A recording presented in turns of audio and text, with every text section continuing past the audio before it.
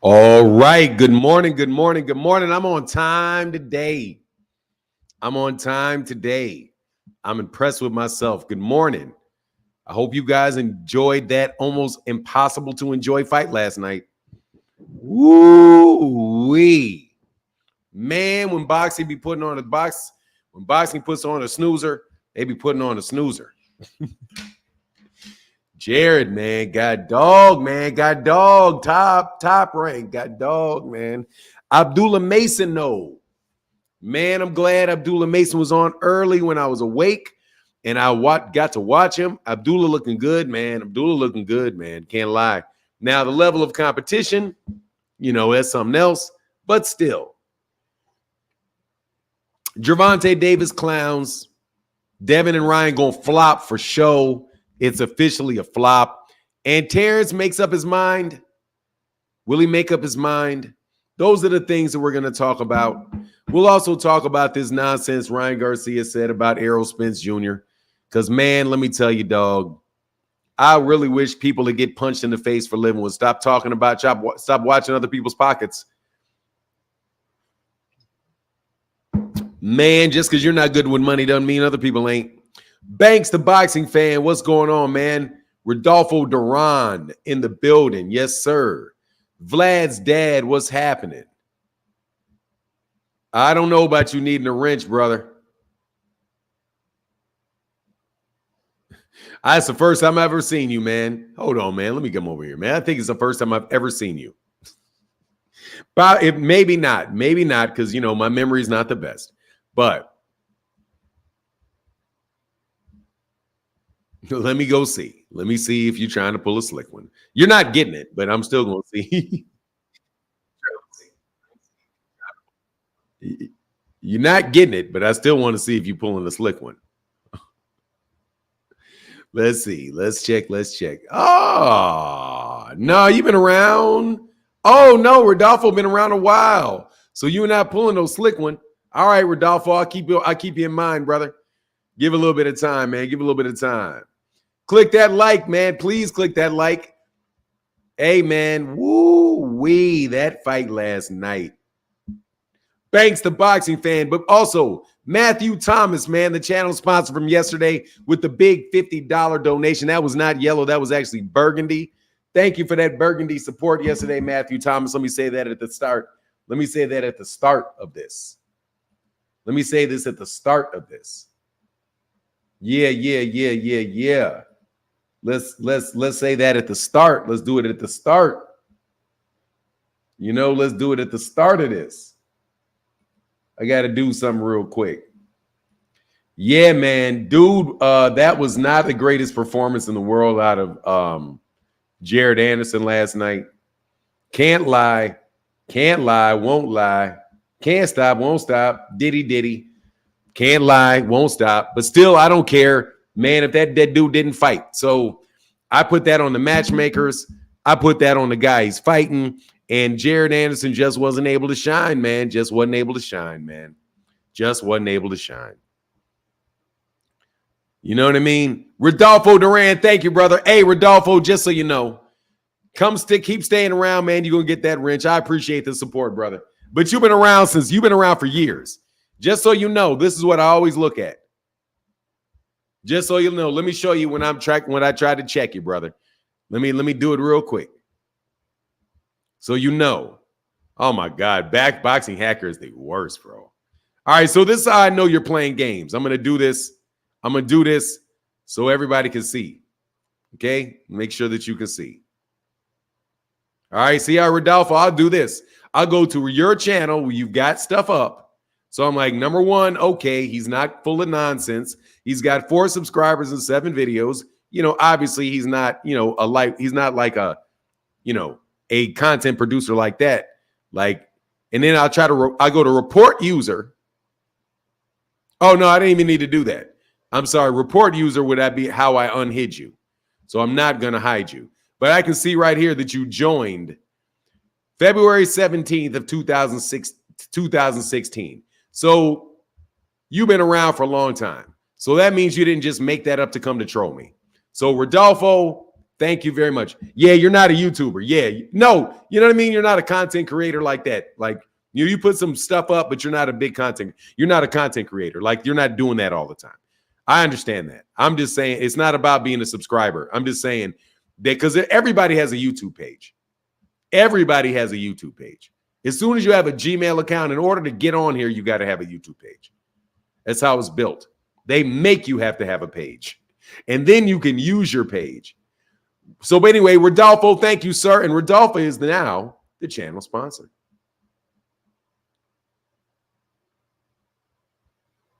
With the big $10 holler. Rodolfo Duran.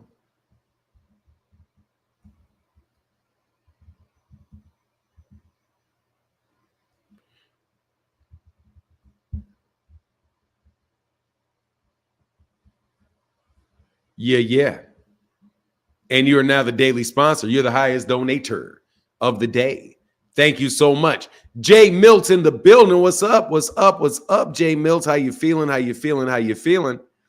And my guy, Bud Jablonski said, what about Abdullah Mason will be 5 years or more is scary? Hey, man, he looks very good. I mean, it's, the level of competition he's fighting at is not the highest. But, he definitely looks good. Very quick, good, great reactions, very good defense. Got cracked a couple times, but, shows like he's got a good chin. So, yeah, man, Abdullah Mason for me was the star of the day. I'm still hopeful on Jared Anderson. Jared Anderson did what he's supposed to do yesterday, won all the rounds. It's just the guy was not fighting. And the dude he's fighting wasn't trying to win. And you can be unexciting in some of those moments. So, it wasn't the best performance in the world out of that. Who do I got, Max, with what? Who do I have with what? You gotta let me know. Who do I have with what? Bud Jablonski, shout out to the UK, by the way. I always forget to say shout out to the UK. Good morning. What's going on, Joseph Robinson? How you feeling, man? Andy Riggs and the phenomenal Noop. What's going on? Daryl McKinney. I am going out to my dad's house today, and I'm dropping that box off. And my dad is going to get his presents today. So thank you. Tell Tommy. Tell Motor City Cobra, Thomas the Hitman Hearns. We say thank you. We're about to go drop it off today at his house because I go visit my dad on Sundays, my mother and father on Sundays. So I'm heading up there. Clarissa Scarvo, that's all I'm saying for now. Refreshing you can be critical of the entire situation. Salutes you in the chat. Yeah, I mean, it's not just him. It's not just the dude threw 140, according to the stats on ESPN. That guy Miri threw 144 punches the entire fight and tried his best just to block shots, every shot coming at him, and was looking for an overhand right the whole night. It was just a bad card. It was just a bad time too. Like, for real. Why are you going to put that crap on at midnight? That is a Thursday night fight. I got Tank in that fight. So the guy was boxing. I share your live videos for now. Hey, thanks, Vlad Dad. Appreciate you, man. I need all the sharing and support I can get, man. I have a phenomenal amount of haters. The level of my hater is the haters out there go up all the time. We get a new batch. Every day. Young boys too, young dumb boys.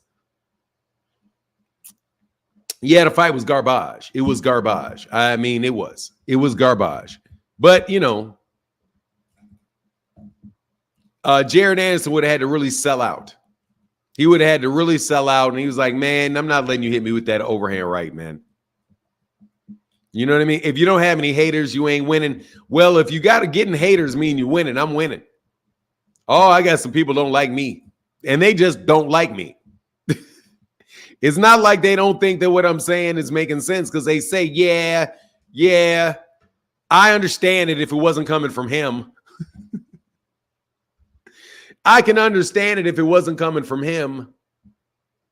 No joke. This dude said that. Yeah, it wouldn't be hating if it wasn't coming from him, but he's a hater. I was like, oh Lord, God dog, you can't even be right. Nah, you can't be right. If you're right, you're hating. I would agree if it wasn't for you saying it. That type stuff. What's going on, man? Oh, I think I said, what's going on, Nick Ballin? Well, sometimes Andy Riggs having hater means that your ass is doing some shit worth hating. Bill Haney got some haters. He deserves them haters. I ain't gonna lie, Bill Haney got haters, and he deserves them. He worked hard for them. It is, I ain't gonna lie, dog. Sometimes, Donald Trump got some haters. He got them shits. Hey, Bud Jablonski says, shout out to the haters. Yes, sir. Yes, sir. Yes, sir. Shout out to them. But on that point, though, so Gervonta Davis saying, watching this crap heavyweight. I don't know if he was talking about, I was hoping to myself, even though I know he wasn't. Even though I know he wasn't talking about the other guy. Because that other guy was garbage, man. Dude was not fighting at all, man. Dude was not fighting at all. Not fighting at all. Hey, what's going on? I got it, man. Said, oh, damn, Fanon. Salute to you, bro. Yeah, he worked. Hey, Percy Jr., he worked hard for them. I ain't gonna lie, man. Telling the truth is hating nowadays. Yeah, it's tough. Because if I just won't tell the truth, if I just play it down the middle, say, oh, he's telling the truth, then we're good. So that allows somebody to lie out their pie hole and they don't have any repercussions for it. And the person that's lied on, 168 punches thrown through, I thought it was like 144, but 100, basically, he threw like 160 punches through 10 rounds. And all they were like 3-punch comp, like he was trying to hit him with overhand right the whole time.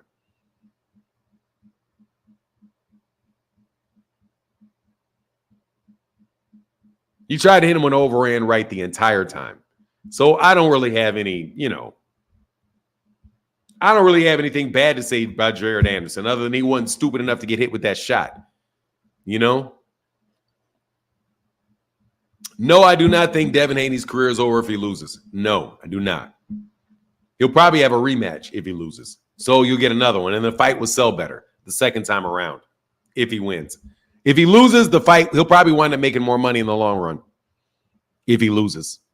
Anderson had multiple opportunities to unload combinations on a dude. I heard him say in his corner that dog's hands was hard as shit. No, I mean, hey, dude can hit. So, yeah, also got an opportunity to unload and get hit with that looping overhand right. So, and I don't listen, again, I'm not listening to what people are talking about. I mean, the dude's like, man, the dude can crack. So, yeah, the dude can crack, but he's waiting for one punch. So if he sits there and sells out, he's going to get hit. He doesn't got to do that. That guy wasn't trying to win the fight.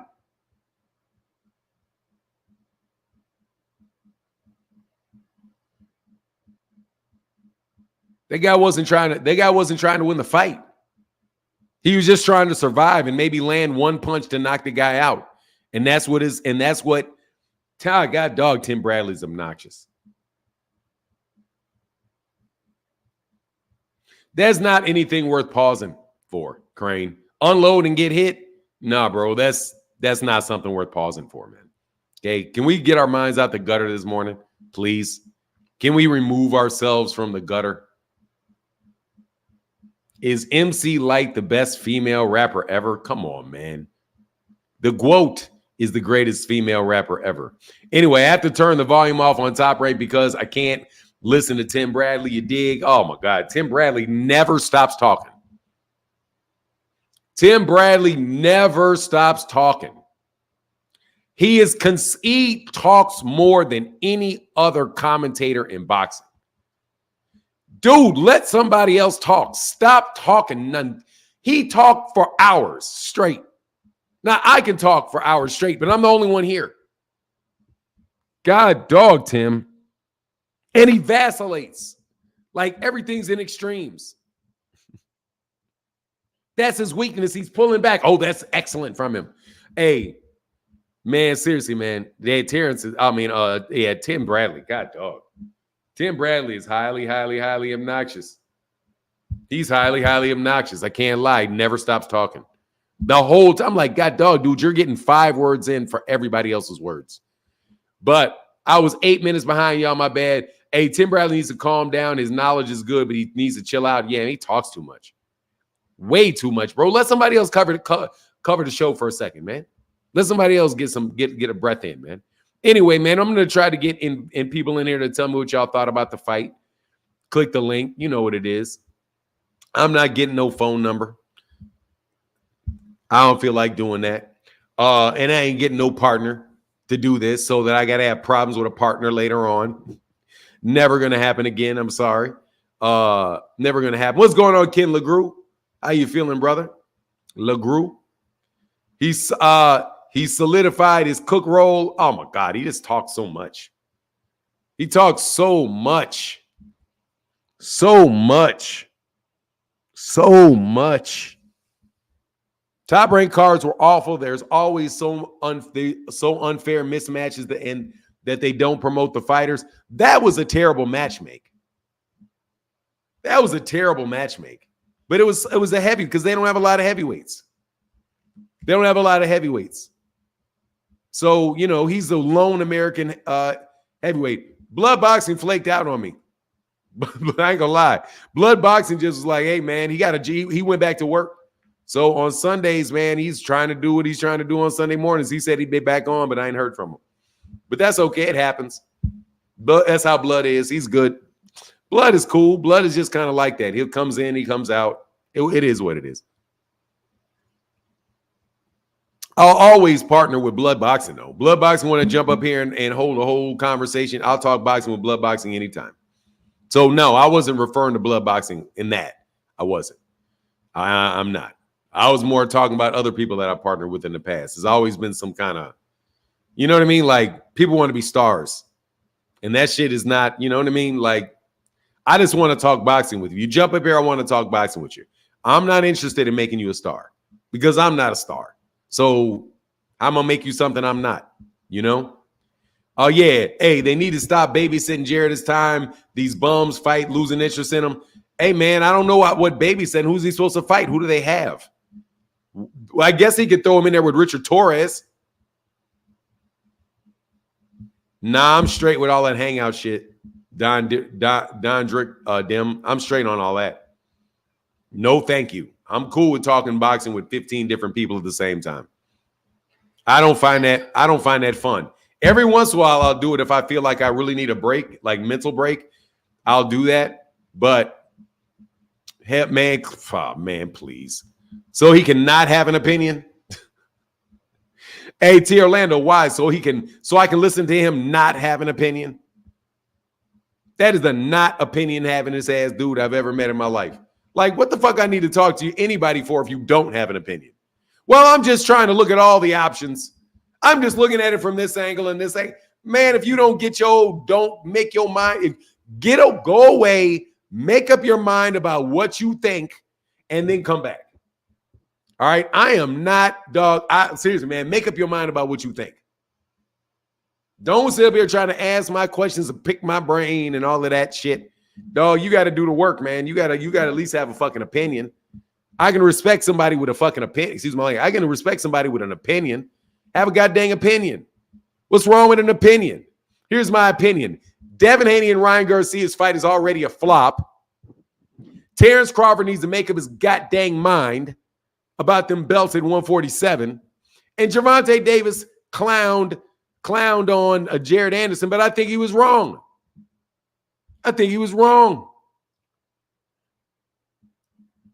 Wilder and Anderson, I don't know. Depends on how much of a slide Wilder's on and how much increase Anderson has.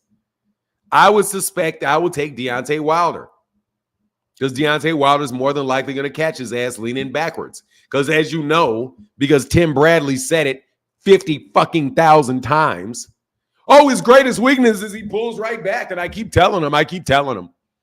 I told him, look at him pull his hand back. Look at him pull it. Will you stop talking about technical advice you give the people in the goddamn thing and talk about what's happening in the fucking fight, Tim? Jesus. Talk about what's happening in the fight and talk less. Tim Bradley shouldn't be saying anything until in between the rounds. Shut up, Tim, during the round. Let the other guy call what's happening in the round, and in between, you say something. Not in the round, Tim. Stop talking during the damn fight. Talk in the middle of the round about what happened. Dude, this dude has got his role all fucked up. Why am I listening to Tim Bradley in the middle of the round? The color commentary guy is supposed to be saying he left hook, right hook, left hook, right hook. He moves back, scoring punch. That's what I'm supposed to be listening to. I'm not supposed to listen to your goddamn opinion the whole for fucking 45 minutes of a boxing match. Give me your opinion in the middle of the round, before the fight, in the middle of the round, in the middle between rounds, and when the fight is over, Tim. After that, stop talking. God, dog, Tim. I'm talking to you, Tim, and the producers for Top Rank. Stop having Tim talk for 45 fucking minutes straight. Okay? Let the guy whose job it is to do the color commentary, the guy whose job is saying, and if that's the right phrase, whoever's job it is to say right hook, left hook, 3-punch combination. He missed with that. He hit with that. Big punch landed. 2 minutes left in the round. Then let Tim say, what was your opinion of what happened in that round? Well, I think that he did this, he did that, he did this, he did that. Good. But listening to I don't want to watch, man, shut up, Tim. God dog, you stop talking so fucking much. I ain't gonna lie, bro. You talk too much. I finally got my finger on it. Why do I not want to listen to Tim Bradley on ESPN? Because he talks the whole damn round. Stop talking over the fight. Let me watch the fight. Stop. You're in my ear. The whole fucking round. So I turn the volume down. So I don't even know what round it is. I don't get any valuable information. I get your opinion, which you can give me after the goddamn round is over and after the fight is over. Give them a highlight, break down a highlight, man. They need to stop having him talk so much. That's the producers. Stop trying to talk so goddamn much. You're talking too much. Flat out, bro. That shit is annoying as hell. No joke, man. He wouldn't be so terrible, Tim, if he wouldn't do it so much. I heard him say the same thing 15 times. Man, will you stop talking? Seriously, man, it's like yang, yang, yang, yang, yang, yang, yang, yang, yang, yang, yang, yang, yang, yang, yang for hours. Yang, yang, yang, yang, yang. Dude, take a break. When they're fighting, stop talking. Stop talking. Let the guy do the color commentary. Let the guy say what's happening in the round without your opinion. And then when the round is over, give your opinion. And then shut up again. And let the guy that's telling me what punches are thrown, let him talk. And then when that's done, shut up again. Just shut up again. Okay? Let me see the fight for my damn self and stop telling me what you think about what improvements he needs to make and how good you think he is going to be in the future. Man, even with Abdullah Mason, this guy's going to be a problem in the later parts of his career. Man, I don't want your prediction about what Abdullah Mason's going to be in 15 years. I want to know what's going on in the fight right now and not just look what he did. Oh, good. Man, please stop it, Tim. Stop it. Man, took me so long to get my head around why in the world I get sick of that. They do too much. You're overproducing your shows. You're over preparing for your shows. You're over communicating in your shows.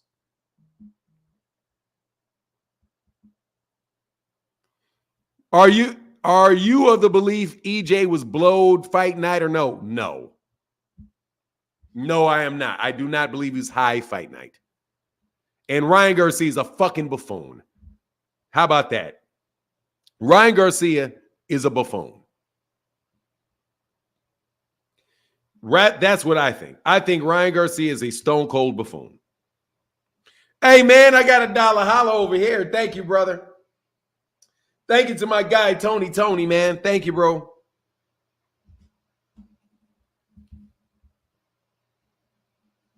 They just do too much, man. Now, Joe Goosen doesn't speak too much. Joe Goosen doesn't speak nearly as much. Look, let me tell you why I say the Ryan Garcia is an idiot. Because he's speaking about things he doesn't know. And then he contradicted himself. And you need to shut up and talk about the fights you got coming up. Why are you talking about Errol Spence Jr. when you got 1 million tickets to sell? Shouldn't you be talking about your own fight? Shouldn't you be? No, I didn't see him throwing kicks, man. Dude is fucking bugging, bro. Okay, look, man. Let's talk about what he said about why he would pay more money to Derek James than Errol did. Because you're getting a bigger guarantee. You get a bigger purse than Errol got. Genius. Because you got a bigger purse than Errol got. Genius.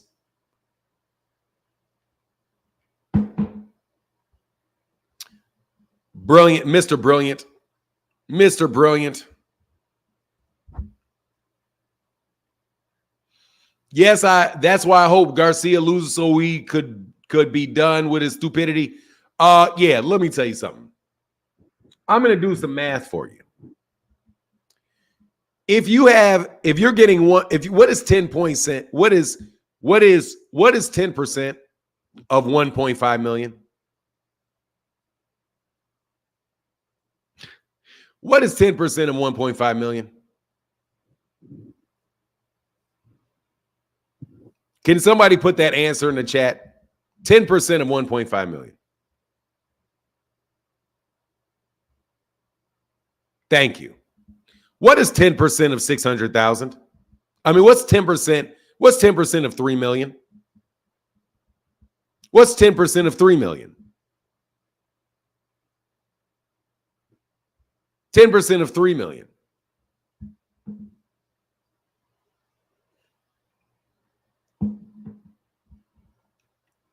$300,000.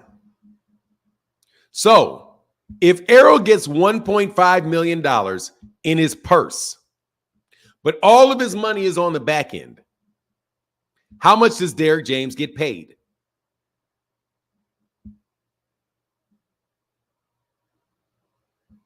He gets paid $150,000 because he gets 10% of the purse. If Ryan gets $3 million guaranteed, how much does Derek James get paid? He gets paid $300,000. He gets 10% of the numbers that they get in their purse. That's why Derek James would get paid more money by Ryan Garcia than he would against what's going on Terence Bailey than he would with Errol Spence. Now, what's the thing here?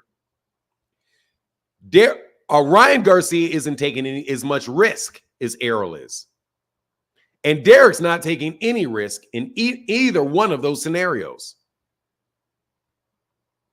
He's getting paid off the purse that the fighters get, like in every situation. So you wind up with a situation where Derek would rather fight with a guy that gets a higher purse than somebody gets money on the back end. So what is Errol supposed to do? Not get money on the back end so that he can pay Derek more? Or should he pay Derek the 10% of the purse? And guess what?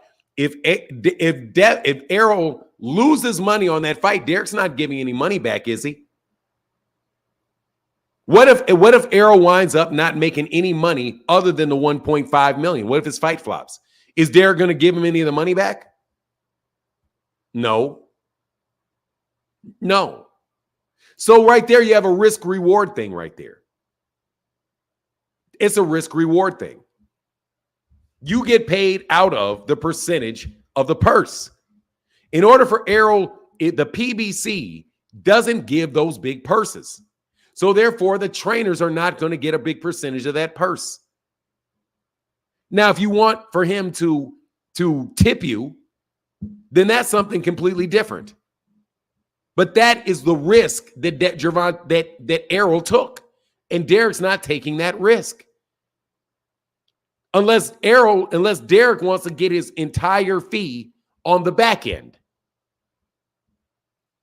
If Derek says, "Hey, look, man, don't pay me. I don't want anything out of your purse.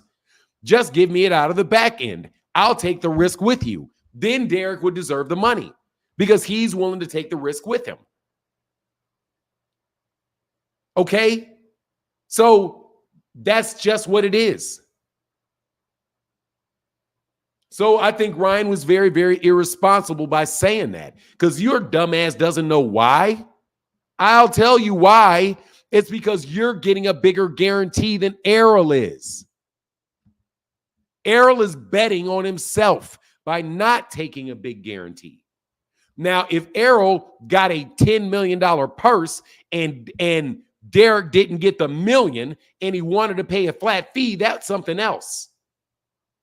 If that's the case, that's not what Errol said the case was, or at least he co-signed and said, I paid his bout fee.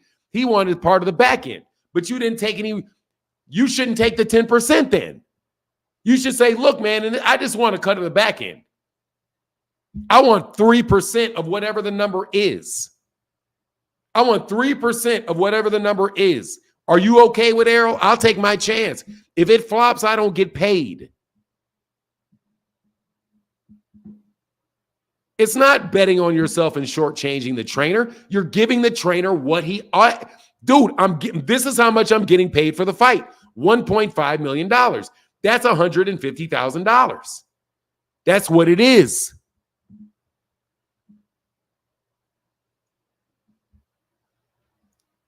If that's what the deal is, and then you make 30 off of it, then you say, okay, hold on, man. Man, I don't think that's screwing anybody. It's being stingy as fuck. It may be stingy, but I don't know if that's screwing anybody, and I don't know what his fee was. But don't ask like you don't know why. That's probably why Bomac wanted the guarantees. Because he gets a percentage of that purse. So look, man, I need a higher purse. Man, I ain't trying to hear that shit, man. Look, man, I don't know what the deal was. And maybe he did screw him. Maybe he was being cheap. If he paid him $150,000 when he made $30 million, yeah, dog, you could afford to give up. Dog, you can get a man a couple $100,000, bro. You can get a man a Christmas bonus, a fight bonus. You can do something like that. Bet on yourself and shortchange the trainer. I mean, that's not shortchanging the trainer. It's betting on yourself. I'm just telling you, man. And now he could have tipped his hat, maybe. But also, who knows? I'm just saying, don't act like you don't know why. Don't act like you don't know why. They said the same thing about Derek James. They said the same thing about Gervonta not paying his trainers. But if Errol is cheap, it's never a good look to be cheap, homie. It's never a good look to be cheap. Never a good look to be cheap. The rumor is going around that Bud gave Bomac $2 million. Off of what? Did he get a $20 million guarantee? That's 10%. But hey, man, being very gracious is a good thing. Errol is definitely looking cheap. He's definitely looking cheap. Come on, man. Tierlano, don't do that, bro. I don't want to have to bop you.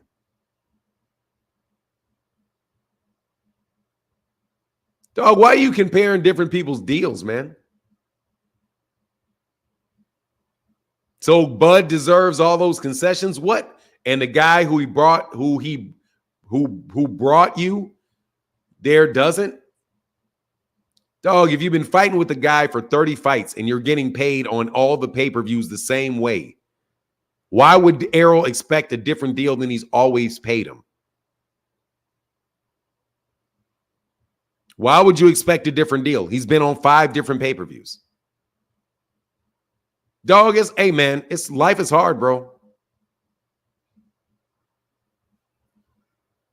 If he got that much, he got paid the same. If he got paid the same, how many pay-per-views he been on? Mikey Garcia, maybe he was upset about his money the entire time. I don't know. All I'm telling you why, though. It's 10% of your fight purse. That's what trainers get. And those guys, I don't think those guys particularly, dude, I'm telling you, man, I'm not going to get into it, bro, but look, dog, it is what it is. I'm telling you, man. Hey, man. I'm telling you, man. Everything, hey, you look cheap. It's not a good look on air to look cheap. Fanon, you don't look out for servers at restaurants. You're not required to tip by law I absolutely do tip. And I tip nicely because I'm going to get some shit extra out of that. The only restaurant person that I go to, I tip so they don't spit in my food. Number one reason I tip is so that they don't spit in my food. Now, the next time I see them. Other time, I always tip the bartender because I want a little extra liquor in that drink. And I'll tell them, I tip well. Make that strong. Every time I tip, I get something out of it. If I'm I say that to every bartender for the first time. And watch this shit. As soon as they pull out that little metal thing and pour an exact shot, their tip is fucked. Right away. No, sir. You're going to have to see them more than one time if you go back to that restaurant, T. Orlando. I go to the same restaurant more than one time and servers talk. So if I go to that restaurant that I like to go to, I tip so that when next time they see me, they know who I am. And if they know who I am and they know I tip well, they don't spit in my fucking food the next time I see them. Sorry, T. Orlando, I think ahead. That's why I tip, because you're giving me food. I don't talk crazy to them.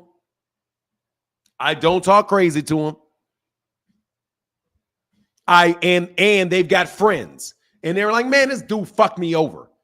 Man, he sent me back and forth 5 times. He gave me a 5% tip. Okay. All right, and guess what? The cook gets some of that tip too. All right, whose food is this? We're going to get our tip back. You better believe I tip. You better believe I tip. You better believe it.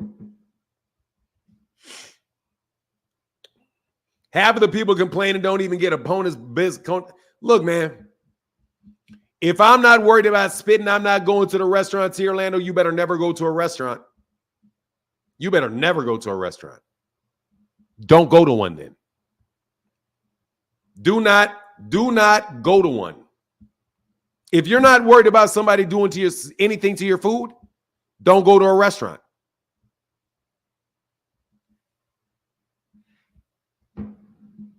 Because they'll do some shit to your food. Breaking news. They'll do some shit to your food. You kidding me?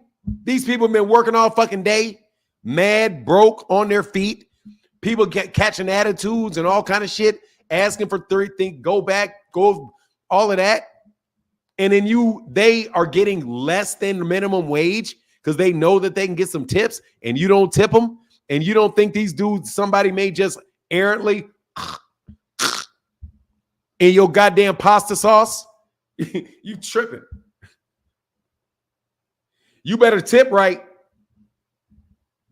Hey, Cheryl Austin, thank you. Said blessings to Fanon and the boxing fam. Bama love. AKOD Trap for life. What's up, brother? What's up? Yeah, they choose that job and you choose to eat there. You better tip and don't over tip. Over tip is bad too because you're talking down to them. Don't over tip because they think, especially if you're a dude tipping a pretty girl, don't over tip her. Because then she thinks, this fucking dude is a creep. You look creepy over tipping.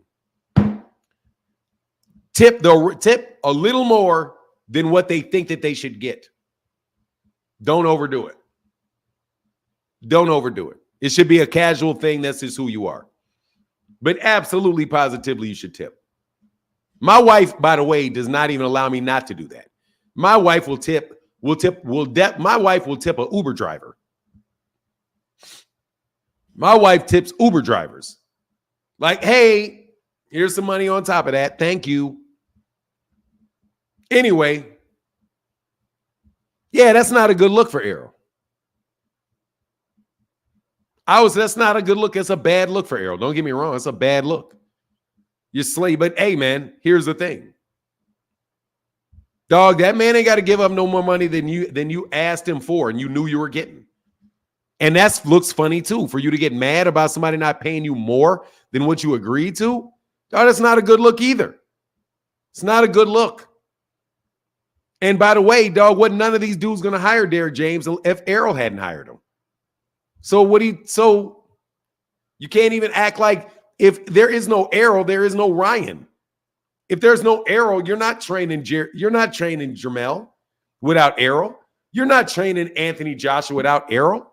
Errol opened the door for him to get all of the fights and all the extra paydays he got. So don't act like Errol's checks didn't pay for that gym, because it did. Errol's checks paid for that gym. Derrick James did not have any fighters signed to him that he was fighting with before Errol Spence. And he had at least 22 fights. No, I know the story, bro. I know the story. DJ did not make Errol. Errol met Derrick James as an amateur.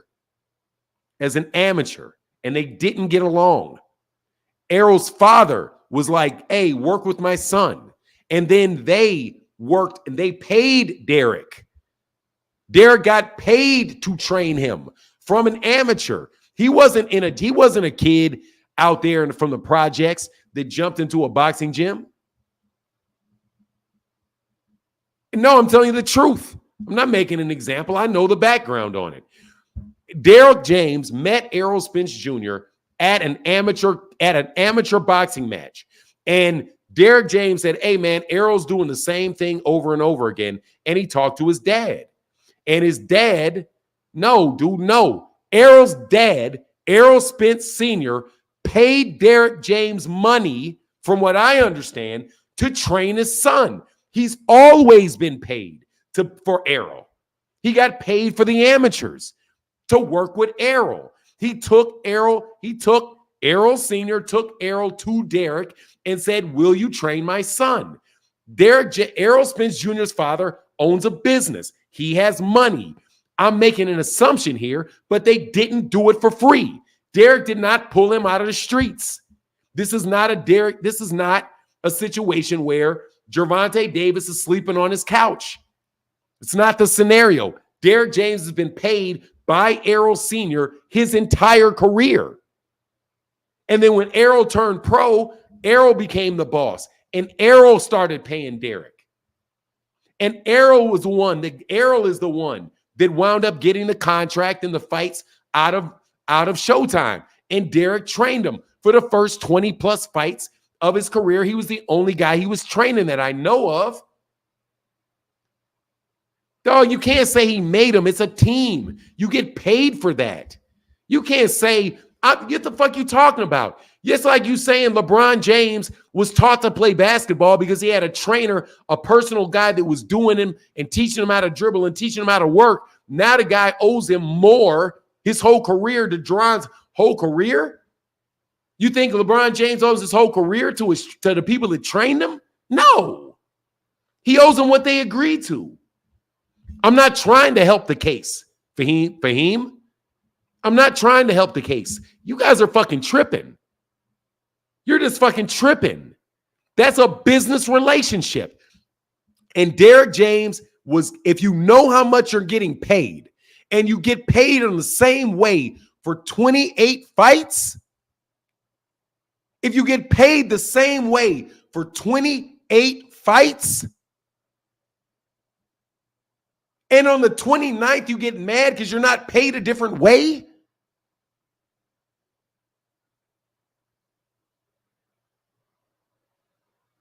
I'm not tripping. You're tripping. What do you want me to do? Throw the kid under the bus for paying the money that he owed the man? What fucking sense does that make? I'm not going to get mad if Derrick James leaves him for not paying. The fuck? Are you? What if Derrick James says, look, man, I'm not training you because you didn't pay me the money? Flip it the other way. Dog, fuck what you talking about. Man, don't do that double. That's bullshit to Orlando, and you fucking know it. Because you're the guy that says that fair is where you fucking buy. What did you say? Snow cones and cotton candy. Ain't that what you said to Orlando? Fair is where you get on merry-go-rounds. That's what you said yourself. So how come all of fucking sudden would you negotiate exactly rides and funnel cake? So how come all of fucking sudden somebody pays what they owe and he's fucked up for paying what he owes?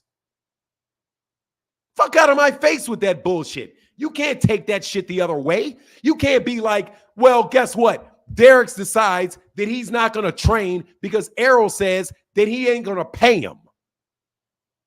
Oh, what do you mean? Derrick got all this money in the past. You need to do it for free? No. So Errol needs to give up extra money because Ryan paid extra money? Man, get the fuck out of here. Nah, bro. Get the fuck out of here. Just like Canelo said, get the fuck out of here. The fuck out of here, man. Don't you trying to fucking frame this dude for any fucking shit. First of all, we don't even know what the deal is. If he is cheap, he's cheap. And he's been cheap. And he's been cheap. He's been cheap. But if you get paid the same amount of money, you can't be surprised that you get the same amount of money. Now, if you don't want to train him anymore, then you cut the deal off. I didn't say Derrick James was wrong for not training him anymore. Because if you don't like the deal you got with him, then you say, look, man, I'm not dealing business with you anymore unless you give me a better deal. So it's his right to go away. It's Errol's right to go away. But you can't fucking blast one dude for not doing something for not paying somebody money he doesn't owe him. Fuck sense does that make?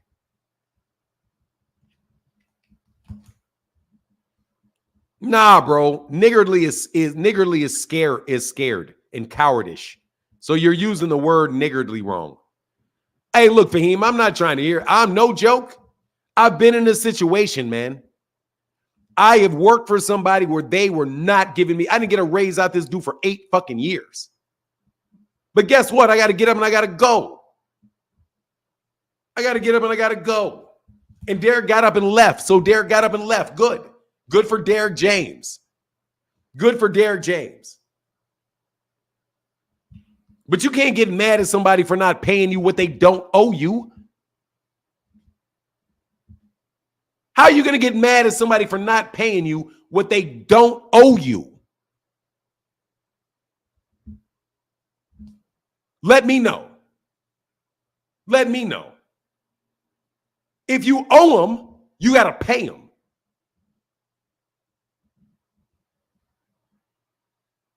Man, Kenny Moore, I don't give a shit.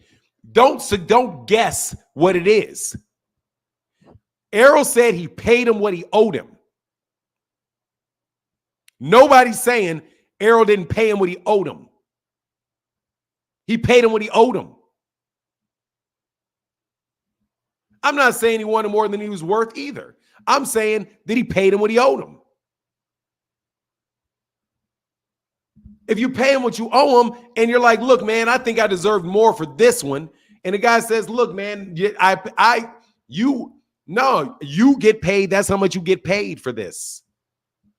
That's what we agreed to. I'm keeping my agreement. Here's your money. I'm not giving you any more money than what we agreed to. Look, man, this guy may be somebody you don't want to deal with. And say, look, man, I don't think that's fair. I think you should have made an adjustment for this, man. And the guy doesn't do it. What do you get to do? You get to say, okay, I'm out. I'm out. I'm out. You know, but to you and I sit here and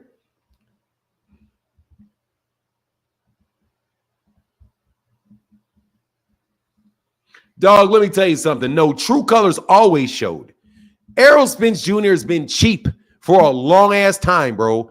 He had a trainer, he had a personal trainer that didn't even want to pay more money to. And people tried to pressure him to do that. And he's a hard-headed dude, and he's cheap. That's what it looks like. He's hard-headed and he's cheap. He doesn't want to pay. He didn't want to pay for a dietitian. He's like, I'll do it myself. I don't want to pay that for that. I don't want to pay for a diet. I don't want to pay for a nutritionist. I don't want to pay for somebody to do my physical therapy. I'll do it myself. To do my workouts, I don't want to do it. I'll do it myself. So he's cheap.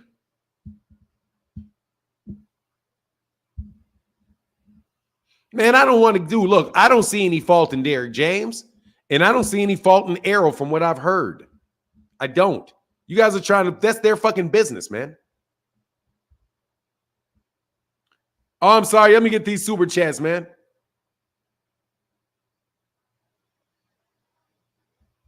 Hey, man, Jason Fields, I didn't catch a fight. However, peace and blessings. Thank you, brother. Cheryl Austin, I did get said, hey, I got Cheryl Austin. Thank you, sister. T. Wells in the building says some color in the chat. Salute for in the chat. Yes, sir. T. Wells in the building, man. I hope you're out there on that grind, getting that money. Hey, my guy, Gianni Legend. Thank you, brother. Said, blessing, peace and blessings to you and your family and the chat. Thank you so much. Thank you, Gianni Legend, man, for the daily support, man. You hook up brother well. Big Chief said, I'm a chief, been working in food services since 2010. I've seen some stuff. I've never messed with anybody's food, but it does happen. The biggest reason is if a customer is an asshole. We love tips. Pause. Yeah, dog. He said, I've never messed with anybody's food, but it does happen. The biggest reason is if the customer is an asshole. We love tips. Pause. Yeah, dog. I'm tipping you, man. I'm not playing with y'all. Criticism. Man, fuck, man. Ricky Timms, let me tell you something, man. I'm not criticizing anybody for something that I don't know about. I'm not criticizing anybody for anything that I don't know about. This is a bunch of speculation, Rick Timms. I'm not doing it. I don't know it. Should have been a manager. Be a manager. Manage fighters, Derek. Manage fighters. So you can get a bigger cut. Be a trainer and a manager. So you can get the trainer's cut and the manager's cut. Just like Bomac does. Bomac does not just get a trainer's cut. He gets a manager's cut. That's why they do that. That's why they want to train, and that's why they manage. Train and manage. Train and manage. That's what Eddie Reynoso gets. Eddie Reynoso from Canelo gets a trainer's cut, and he gets a manager's cut. And have a good relationship with the guy and make the guy like you. So you feel like your family. That's not the scenario over there. From what I saw, that's not the scenario over there. Okay? There's not the scenario over there. So I'm not criticizing because I've been there. I've seen it. That's not the scenario that you think it is. So I know Derrick James. I know that Bozy Ennis, the trainer of Jaron Ennis, I know their family. I know Ryan Garcia and his father are family. And they like each other. I know that. I don't think I've never thought that was a scenario with Errol and Derrick. From the minute that I got around them, brother, there's not that dynamic there. It doesn't appear as if there's that dynamic there. I'm just telling you. So, and I don't want to, but dog, don't tell me what I need to criticize. When I know for sure that Errol gave Derrick paychecks that other people wouldn't have gave Derrick at all. So you don't know. I know a little bit about the circumstance that I never want to talk about because it's not my business. But if you're going to ask me to tell me that I need to criticize them, bro, I've talked to people in that camp, man. I've talked to people in that camp. So don't tell me it ain't all what you think it is. And that ain't my business to tell. It ain't, but but when you talk to me, don't tell me I need to criticize either Derek or Errol. I don't have to criticize either one. All I got to do is look, this is what happened. The only person that I'm criticizing is Ryan, because Ryan doesn't know what the fuck he's talking about. There's obviously a reason why one guy, you would get a bigger cut of a bigger purse than you get of a smaller purse. And if you're getting a bigger purse, then you're getting less on the back end, so there's less risk to you. Where Errol, on the other hand, is absorbing, the guy with the smaller purse is absorbing more risk. And you've been doing business with the guy for a long time. So, dude, your pay scale went up with other fighters. It doesn't go up with the guy that was originally there. And your task hasn't changed. Every fight, you got to do the same thing.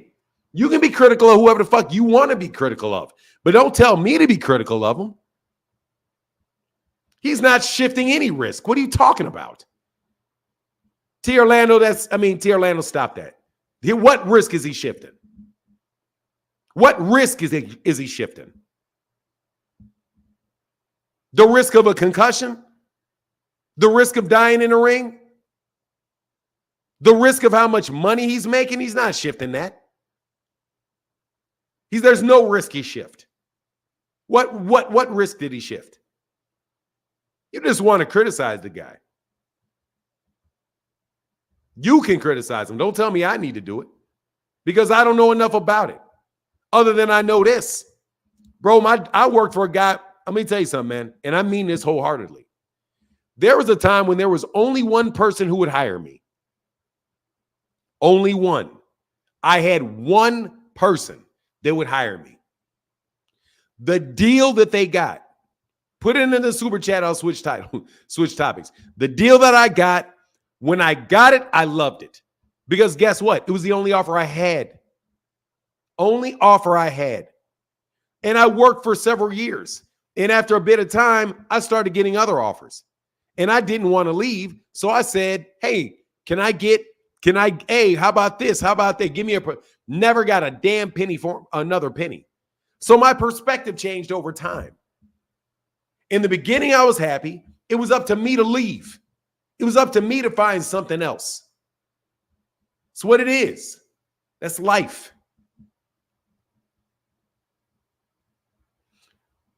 Fanon, is this similar to other sports contracts with owners? No, because in this particular instance, it's similar to a football trainer having their own guy that does their own strength and conditioning, that does their own, all the different people around them, your personal fitness guy, Derek James works for Errol. So every other football player, Derek is similar to the people that work for the football player. The guy that does his strength and conditioning, the guy that may do his chef, that's who he works for. The trainer works for the fighter.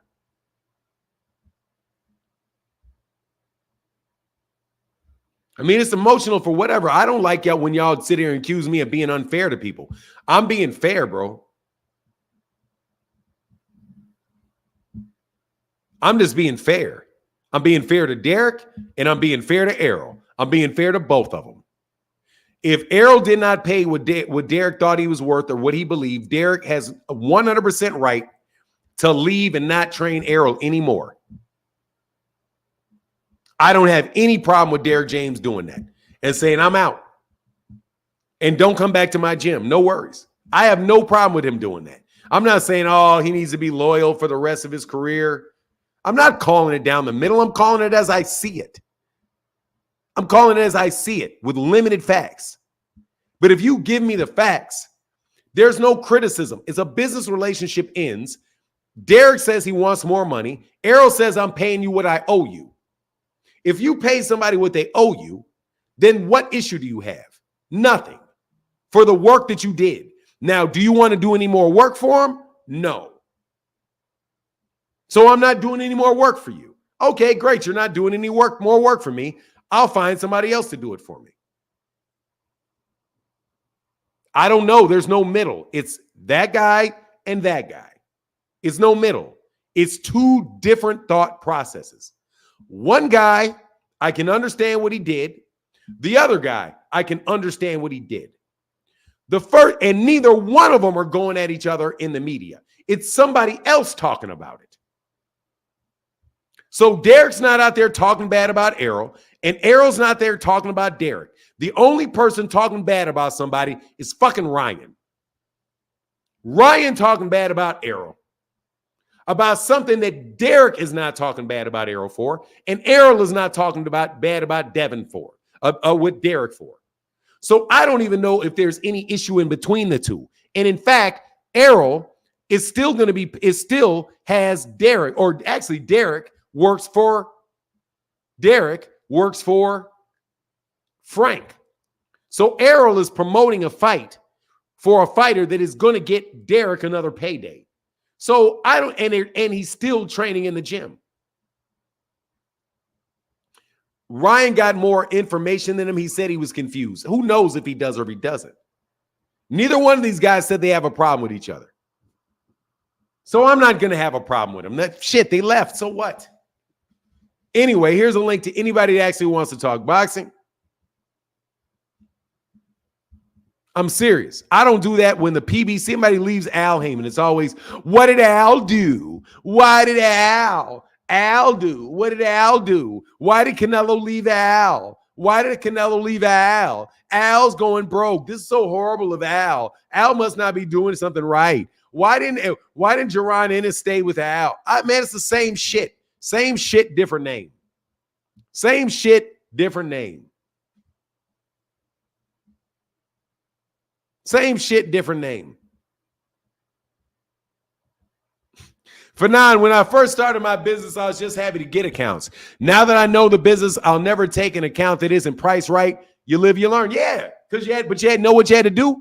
T. Orlando, T. Will, they gave you a chance. They gave you a chance because they saw the price and they were like, look, man, I can save some money and you don't have any references. You don't have any references. So you can't get mad, and you shouldn't get mad at the people that gave you your first chance, because in exchange for them doing something with you when you had no work history, you then got the experience, and they not only gave you that, they gave you the experience. They gave you the ability to say, yes, I did that for them, which then raises your worth. There's value that you got from the people that may have underpaid you. Much love in that super chat. Fair exchange, no robbery. Thank you. You see what I'm saying? So Errol is at the end of his career. Errol's got a couple more fights, man. And Errol can say, look, man, I can't cut you no $1 million check, bro. I got kids, man. I've been in a car accident, 2 fucking car accidents. I got a fucking torn retina. I got cataracts in my eyes. Man, come on, man. I got 3-4 more of these paychecks left. Man, I'm sorry, dude. I'm not cutting you $1.5 million check. I'm sorry. I can't do it, bro. I can't do it. I got to keep my money. You can train for the next million years, bro. No, I'm not giving you any extra money. That could be his thought process. Derek could say, yeah, but I'm wasting my time. If you're going to have another big pay-per-view, I could get one of these other guys and be spending my time doing that. Well, you got to go do that then. Okay, you got to go do that then. You got to go do it then. Oh, that's just, hey, man, it happens. And it doesn't mean that one person is screwing the other person. You can't stick your hand in the pocket of somebody else and say, hey, man, give me some extra money. And they tell you, look, bro, I can't do it. And I'm not even going to do that wookie about finessing and all of that, man. Look, man, I like Derek James. I've met Derek James. I like Derek James. I've met Errol. I like Errol. You know what I mean? I think he's a nice guy. I think he's good people. But y'all sit around here and put labels on cats, man.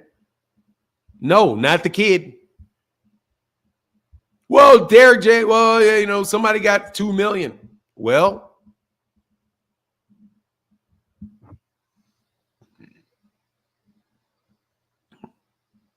Man, let me tell you something. Ryan Garcia need to worry about them empty ass seats is what he need to worry about. No Mo said, thank you for the free entertainment. Thank you, brother. I appreciate that, man. I appreciate the tip.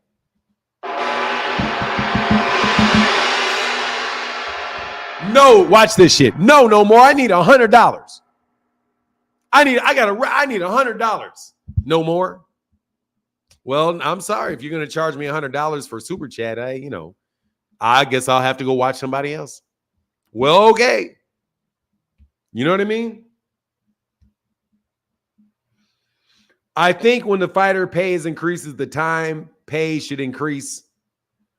Bro, you're doing the same job. It's your purse. It's your purse. It's your purse. If you pay somebody a salary and then they take that money, somebody pays you, you do the work, but they start making more money because they invest that money from selling the product that you helped them make. Do you think you deserve more money for the product because they took that money and earned a bunch of money from it? Or do you get paid for the work you did? You get paid for the work you did. If you're a carpenter and you're building, I don't know, you're building couches, and you agree to somebody that you're going to build the frame of a couch, and every frame for that couch, you're gonna get $200 per frame of that couch. And that's how much you think that's worth. You agree to pay $100, whatever, say $200 a frame. And that's what you do. And then you find that they take those frames, they put some marketing around it, they put all the other stuff on the couch, and then they sell that couch for $2,000. Do you then turn around and say, hold on, man, I need to cut it at $2,000? And if they don't give you more money for the frame after they find out what you sold it for, you think they deserve more money than the $150 that they said that they would pay you for that frame? No, you do not. You're not going to get a penny, nor should you, because you agreed to do a service for a certain amount of money, a fixed fee of $200 per frame. And then they took that, added stuff to it, put it on the market, spent the money for all the other stuff, including you, because you already got your money. You don't even have to worry if it gets sold or not. You get your $200 for that frame. If that shit sits in a warehouse for the next 1,000 years, you still get your $200. But when they sell it for $2,000, you want extra money? And you shocked that they tell you no?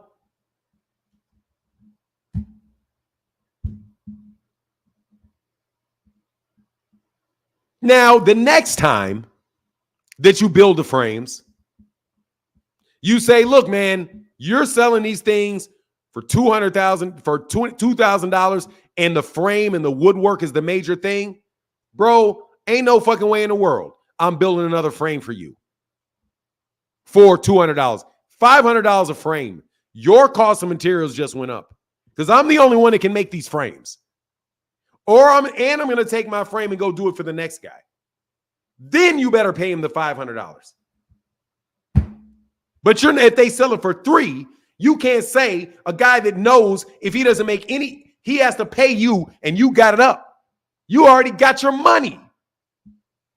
He didn't get his money. You got your money. So you can't tell this man that he got to give you extra money. Or you can tell him, you can say, hey, I think I should get more money per frame the next time. And then if he wants to pay more money per frame next time, you're good. Man, Fahim, I'm telling you, man, this is no different. Dog, there's no difference. The trainer, see, this is why people become managers.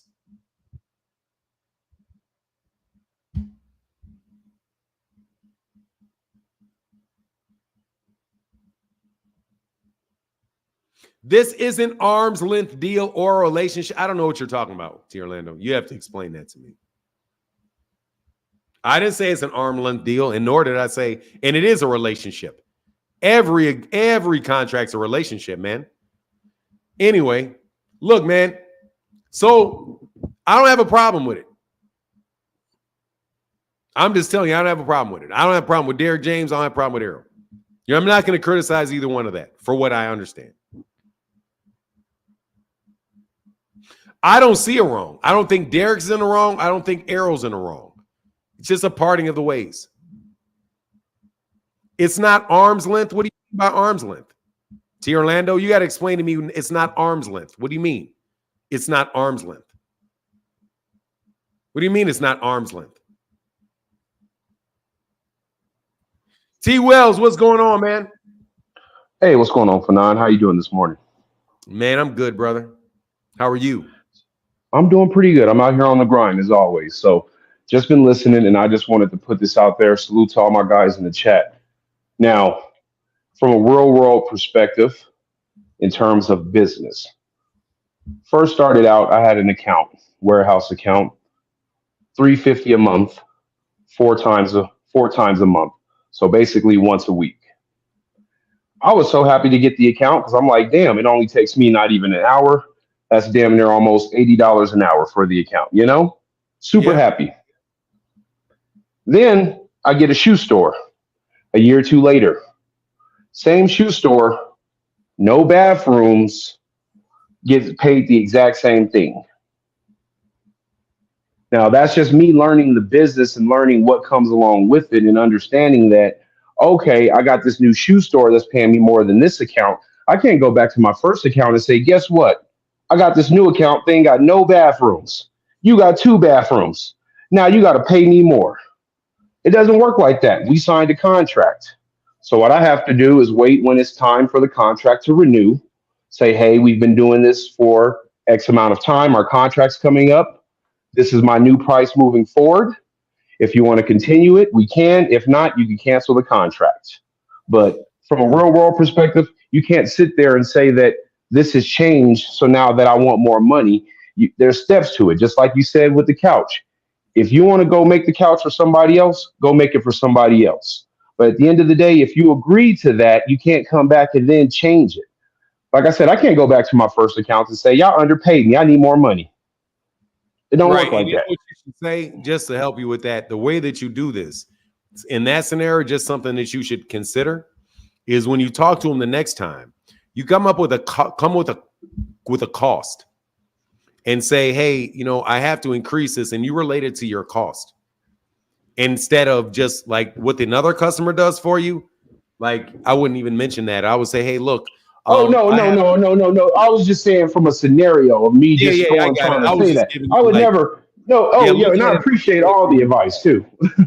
Look at it from the point of view of your cost and say, hey, man, the square footage of this with your bathrooms and the amount of material that I use, the cost of the materials has gone up.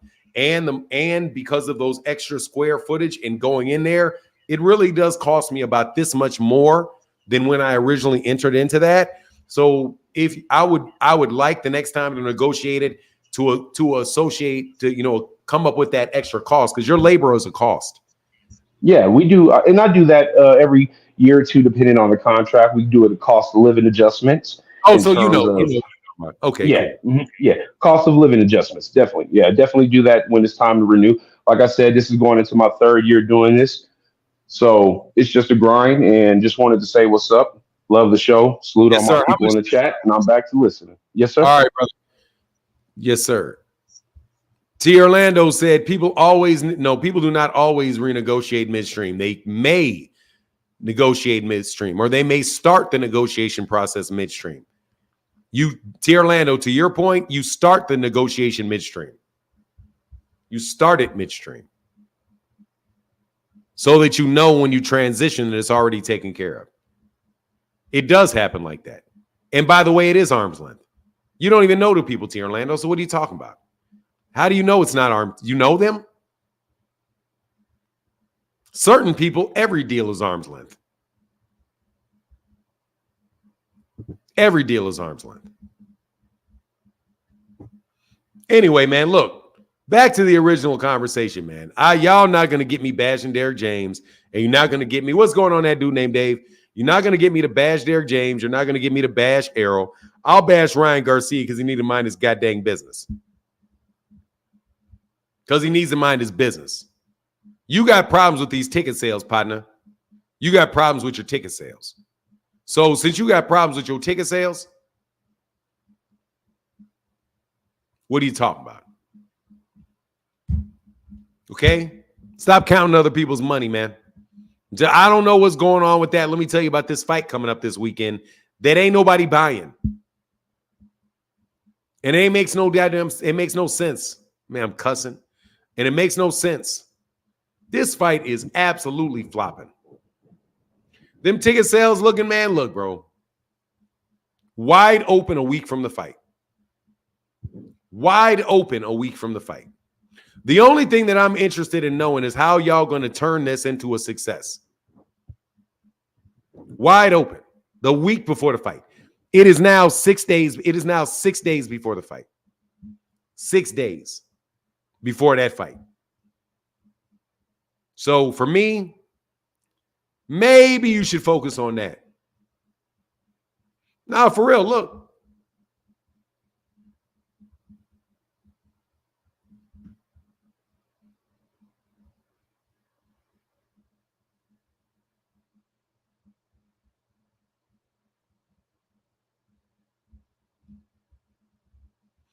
This has been the same story for weeks. Yeah, I'm definitely going to do it for that fight for sure. Yeah, definitely. And I always say definitely, so take that with a grain of salt. Let me be honest. Yeah, look. 5 tickets sold in the last 6 hours, 100 plus new tickets added. That is definitely people adding more tickets, trying to get rid of tickets, and only 5 people buying it. So how many seats can you get? 8. Watch this. 8. Look at that. Every section in here, you can get 8. Look how many seats you can get 8 seats in a row with.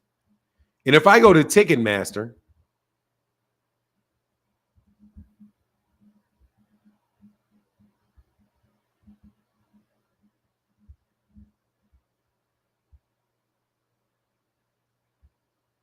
look at all those tickets.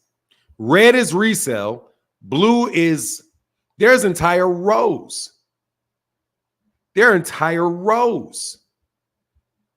With not, look, every other row. Every other row. And I have to suspect that these rows are available on another ticket site because they're entire rows.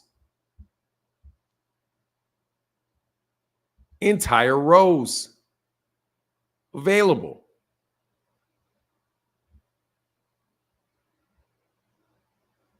Okay?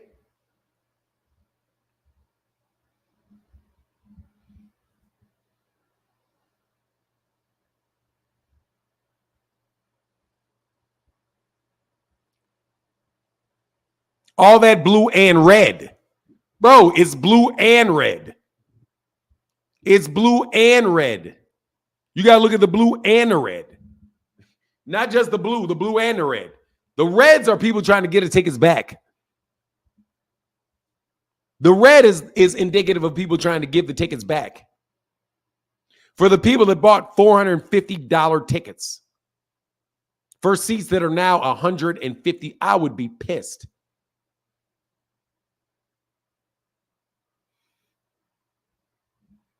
Ego.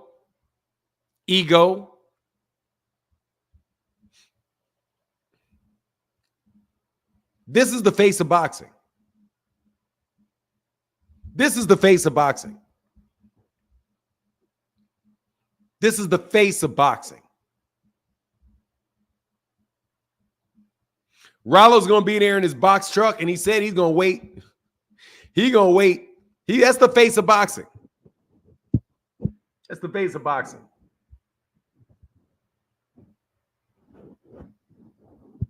That's the face of boxing. Now, who's the hater? Who's the hater again? Who's the hater? The people that said that this was going to outsell Gervonta Davis. I promise you, Gervonta Davis's tickets ain't going to look like this. Dude, though resale tickets are in red. The original purchase tickets are in blue. Entire rows of it. 1 point is going to do 1.5 million in pay-per-view sales. Come on, man. Can you set your expectations more reasonably? Can we set the expectations more reasonably next time, young men? Let me talk to the young men because obviously, man, I'm doing this live stream pro bono because ain't none of y'all clicking this link to talk to me. That man said 1.5 million gross revenue. That shit looks worse. Hey, that shit is less. They're not gonna. They look like they're competing with Deontay Wilder versus Robert Helenius. They're competing with Gervonta with Robert Helenius, but they just jack the prices up ridiculously. So whatever numbers they get is because they gouged fight fans.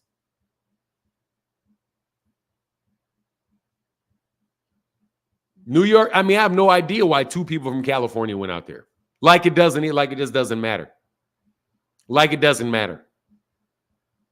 They're going to bury the numbers like treasure afterwards. No, they're just going to lie on it. They're going to lie on it like they're lies. Hey, Kurt. Hey, man. Thank you, Kurt Hurd, for gifting the membership. Thank you, brother.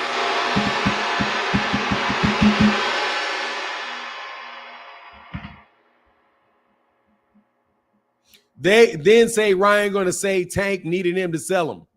Bro, look, that's what they believe. They believe their own bullshit.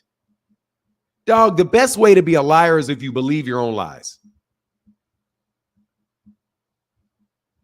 You lie so much, eventually you start believing them because you got to put feeling behind them. And that feeling you put behind your lies solidifies it in your mind. Meanwhile, everybody else looking at you is thinking, man, are you out your mind? Are you out of your mind? Why are you acting like you're on that level? You're not on that level, man.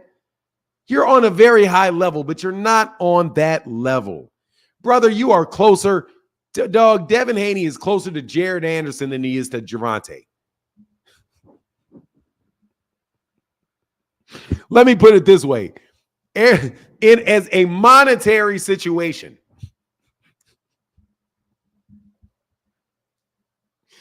Devin Haney ain't 2 cents different than Shakur Stevenson. Okay? He is much closer to Jaron Ennis than he is to Gervonta. Much closer to Jaron Ennis. As far as the draw and all of that, dude, the numbers already told you he's not pulling in any more bigger numbers than Shakur is. The only difference is that he jumped out there on pay-per-view. That's it. And then you claimed because he's on pay-per-view, that means because he's charging you money, that means he's a star. Because he's charging you money.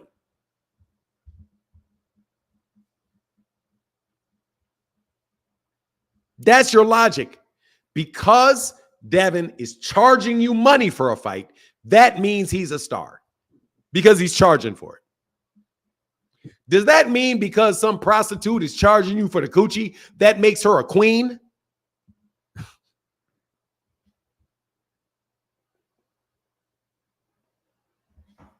No. It just means she's charging you for some shit you shouldn't be paying for. That's it. That's it. The queen is bringing lands and titles. Dog, that's what it is, bro. No, for real. I'm telling you, man, Devin Haney is closer.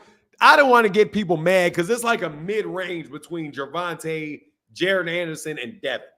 Because Devin's a bigger draw than Jared Anderson is, for sure. He's a bigger name for sure.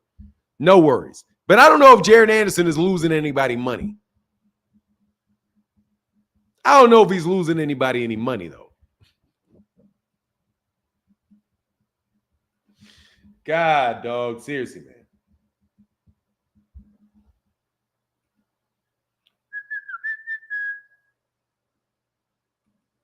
Hey, she a queen when she retires from the streets. Hey, man. Look.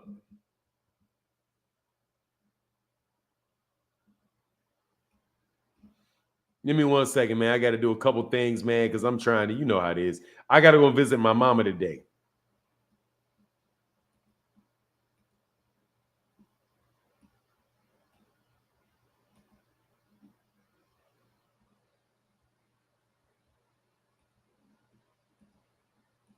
Give me a second.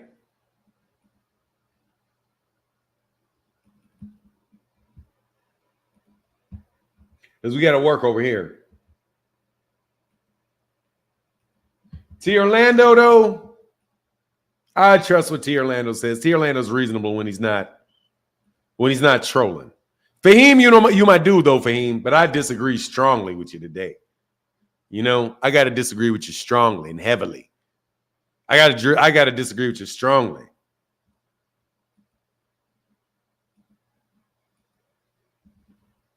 She's a model because she stands on exactly. Man, I ain't trying to hear none of that, man. I ain't trying to hear none of that. The reason that you guys got that this fight's not doing well is because you guys believe YouTube. You believe YouTube.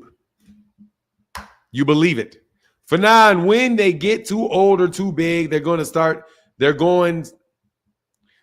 from selling plates. Hey, man, the food is going to be worth it, dog. Selling plates. I'll buy the plate. Believe that.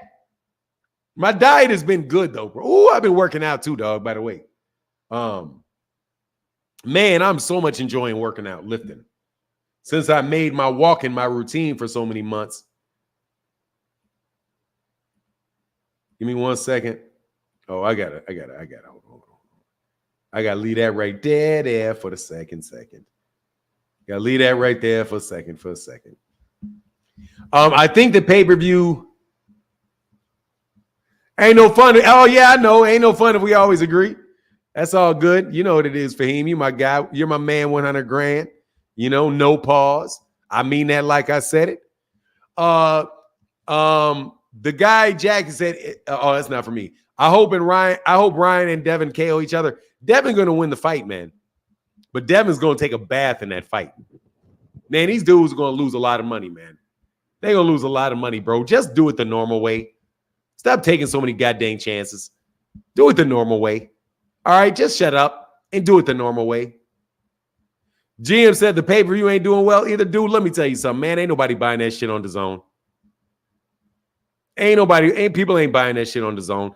We're gonna know the pay-per-view numbers when we see how many people are paying attention to the fight parties on YouTube. No joke. To the fight parties on YouTube, which I don't do because they're really honestly, man, it makes so much more sense to me to do live streams every day and do it in the morning.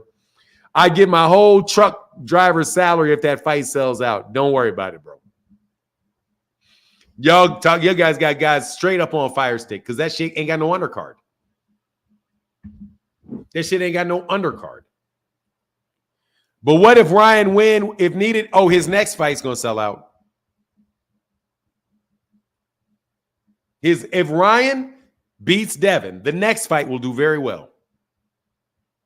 The next fight will do well.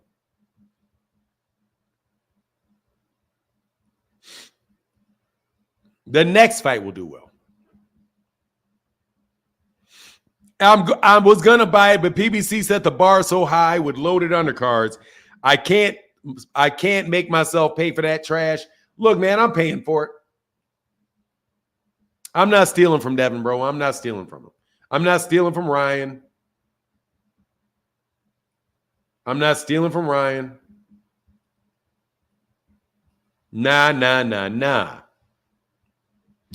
Fire Stick warming up. Oh, that's crazy, man. Y'all ain't right. If Ryan beats Devin, Barboza's next. If Devin wins, Sandor's next. I mean, dude, they said.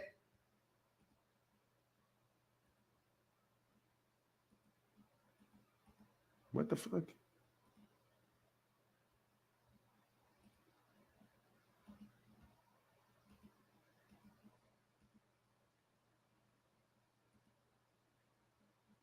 Oh, what the fuck say? The fuck was that?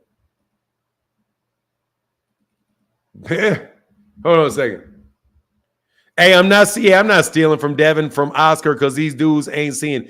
Oh, you are stealing? Fanon, I was stealing from Ryan either. I'm not stealing from Ryan. I'm just getting my money back from that tank fight. Fire Stick. What is that? Oh, you just taking this cut back? That's hilarious, man.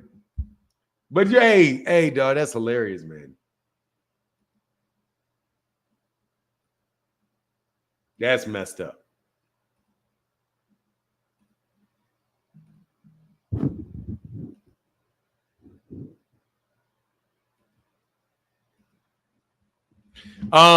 Let me put this link in the chat. Hey, man, Fanon, and keep at it. We making the 50s look like the early 20s. You know we got to work it, bro. Got to work it, David Williams, to the great David Williams. Got to get that lick back. I know we got to get that lick back, man. Devin didn't get paid for me when they did the 35K. Hey, look, man. I'm going to tell you again, faking it till you make it. Dog, that shit, that doesn't work at a you can't fake it like that. You can't, if you're going to fake it, fake it.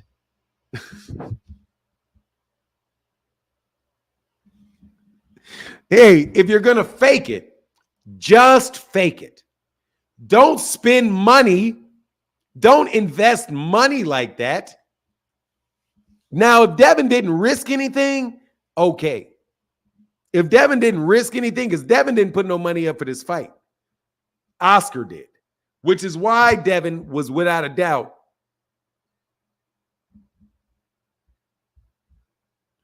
Fuck all that. I'm straight fire sticking it. Hunter Young said, if Devin loses to Haney, the Haney fans will go to Bill and ask for that laced Kool-Aid. They are different kind of color. Oh, it's a robbery. It's a blatant robbery. You already know what it is. He was on steroids and it's a robbery. He's on steroids and it's a robbery. Without a doubt, bro. I'm already paying $30 for the zone unless they give me a deal for a subscriber. That shit ain't getting this. Come on, man. Y'all need to buy the fight, man. I'm paying the money. I'm telling you right now, I'm paying for the money. I'm paying the money. I'm paying the money. I'm paying the money. Even though Devin shit on Gervonta versus Ryan, for sure. How do you get the fight on a fire stick? Man, y'all stop talking about fire sticks, please. Much love to anybody that supports on the Cash App, which is empty, and the super chat today. Thank y'all for coming out and supporting this morning. Thank you for real. You've been supporting all week. Thank you guys. It really makes a big difference. I'm buying the fight. I paid for my fire stick. Hey, come on, man. Come on, man. Hey, man, look, for real. Somebody got to click the link and come talk some boxing with me, man. This is fun, but it ain't no fun when a rabbit got the gun. I don't want to continue to run this in the ground about this flop that's taking place. And I need for a Devin Haney fan come up here and tell me this ain't a flop. Somebody got it, because I think it looks like a flop. So can some Devin Haney fan please come here and correct me? I need it. I want to be wrong. I think this is the first time that I've ever wanted to be wrong. Because there's other times I wanted to be wrong for sure. I wanted to be wrong, and I wasn't wrong. Who brave? Not me, for real. I'm not even going to debate it. I will not even debate it. Boxing Hacker is something's off with Boxing Hacker. Something's off with me. Something's off with him. So I'm just telling you this where I know something's off with me. Something's off with him. We're going to get back to, even yesterday when he said, I was like, man, whatever this is, we're going to get right back to the topic. He's like, no, this is a new topic. Remember what we talked about last week? I said to Boxing Hacker, Whatever you want to talk about, it's going to be something we talked about before. It's not going to be new. And he said, no, it's a new topic. It's a new topic. Remember when we talked about this last week?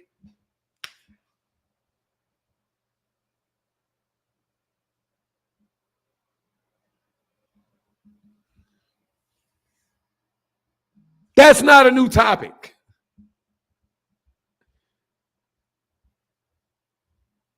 Hey, is there literally no undercards, or are you saying they're unknowns? Unknowns, Kurt. Kurt Hurd in the building, unknowns.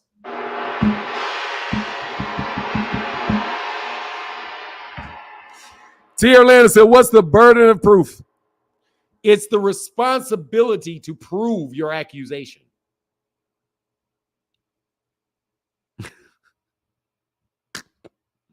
It's the responsibility to prove your assertion. Hey, man, my guy with the big $25 holler in the Cash App. Thank you, brother. Then we got a new sponsor for the chat. My guy, Daryl McKinney, one of the biggest supporters of the channel. Thank you. Oh, brother, thank you so much, man. Thank you, brother, for that, for keeping the lights on as we grind through this conversation, and I can't get no smoke. I've literally beat up all of YouTube, bro. I don't think I've defeated everybody. I think I've defeated everybody. Other than the people that I'm refusing to have conversations like that. No, Boxing Hacker did not understand because he didn't want to understand. What is going on, Crown? How can I help you, sir? Give me one. Oh, yes, sir. Hold on. Give me one. Go ahead, Crown, and I'm going to do this in the middle of here. But go ahead. Okay. Salute for now. How you doing this morning? Man, I can't complain about a thing, man. All right, so I'm coming in as a Gervonta fan and a Tank fan. A Devin fan. I think the fighter do well at the last minute. I just think that Gervonta's on a different level. So I don't want to say it's a flop until actual fight happens. You don't believe that, do you? I don't know, man. I don't know, man. Listen, I'm trying to give him a fair chance. Hey, man, can we get A for effort, brother? A for effort. A for effort. Yes, sir, Crown. All right, salute, brother. A for effort, Crown. A for effort. Big Punch, what's up, man? What up, though? He couldn't even say that with pride. He like, hell wait no. a minute. I don't even believe that. Damn. Man. What's on your mind? What's on your mind, the Big Punch? Hey, man, I had to come up here. Did you hear that that basically I think it was one of these guys. They were saying that Devin Haney was selling the pay-per-views at 24 with 150K, that ordeal. Yeah. I wonder if anybody took notice that, Ryan Garcia was 24 when he did that Tank fight. And he sold 1.2 million like that, and he was at 24. He was 24 when he did that. So I'm like, hey, bro, like, are you actually like doing your homework before you make these posts and stuff like that, and try to, down talk another fighter and try to put another fighter above without doing your homework? Like, that's crazy. I'm like, Ryan Garcia was 24 when he fought Tank. Like, how did he miss that? Like, and then he was out there calling me coconut oil and, picking fun with chili oil. He had a lot to say about me because I What is was, that? yeah, I don't know anything about coconut oil and peanut oil. I don't know. You have and to let me know snake what oil. Yeah, he was calling me snake oil. So what happened was I called in. And he was using Zoom. So when you use Zoom and use your iPhone's name, like your username. Now my username was made by my girl, so it says chili oil on there. Okay. So when I called in, it said that instead of the Big Punch. So he was like, "Hey man," he was like, why who are you? Like, what do you go by? Because I don't want to call you chili oil. So then I told him, I'm the big punch, and I told him what was going on with the name. He like, oh man, you trying to fake it, you trying to act like you somebody else, you trying to come in here and fake like you somebody else. And I'm You like, talking bro, about like Champ Side or something? yeah, champ side. Oh, man, shout out to Champ Side, bro. I ain't got no beef with Champ Sides, but okay, go ahead. What you're saying? Yeah, so and I'm bringing up this Ryan Garcia ordeal and Devin Haney, and he got upset and started calling me chili oil and snake oil and all this other stuff. It was like, bro, like I'm just pointing Hey, this. look, man. Here's the thing, man. This is the only statement I'll make on it. First, he was just comparing. He was comparing, I do believe, I'm going to play devil's advocate. Gervonta Davis and Floyd, and where they were in their careers at 24 years old, and how many pay-per-views they had stolen. And I mean, it's obvious a way that is going to say, hey, that there's things that Devin has accomplished that Gervonta didn't accomplish at that age, and that Floyd didn't accomplish at that age. I don't think that really communicates the entire story. And there's other graphics that you can put out, but I just think you got to take the graphic as the graphic came. He was trying to give credit to Devin and saying, hey, man, Devin, at the stage of in his career that he's in right now, is on a really good path, is on a very good path. And I agree with that. I think he is on a good path. There's a lot of most things. definitely. Yeah, there's a lot of things that he's accomplished at this age, and that's what I saw with the graphic, but like I said, took you this can like make an he was- argument for a lot of different, you can make a lot of arguments about a lot of things. I respect his argument. I don't have an issue with that particular graphic. I thought he was just like saying Thought that's a pretty good much like, observation on you. That's a good observation on your part, because it does refers to the one of the pay-per-views. Mhm. And because you could say, okay, well, Gervonta, I want to say his name, Lomachenko was the A side. Really, he was the big name when Devin fought him. Yep. Most people knew Lomachenko. Lomachenko had been in a bunch of big fights over a series of years, and that was really Devin's coming out party, even though he had the championships.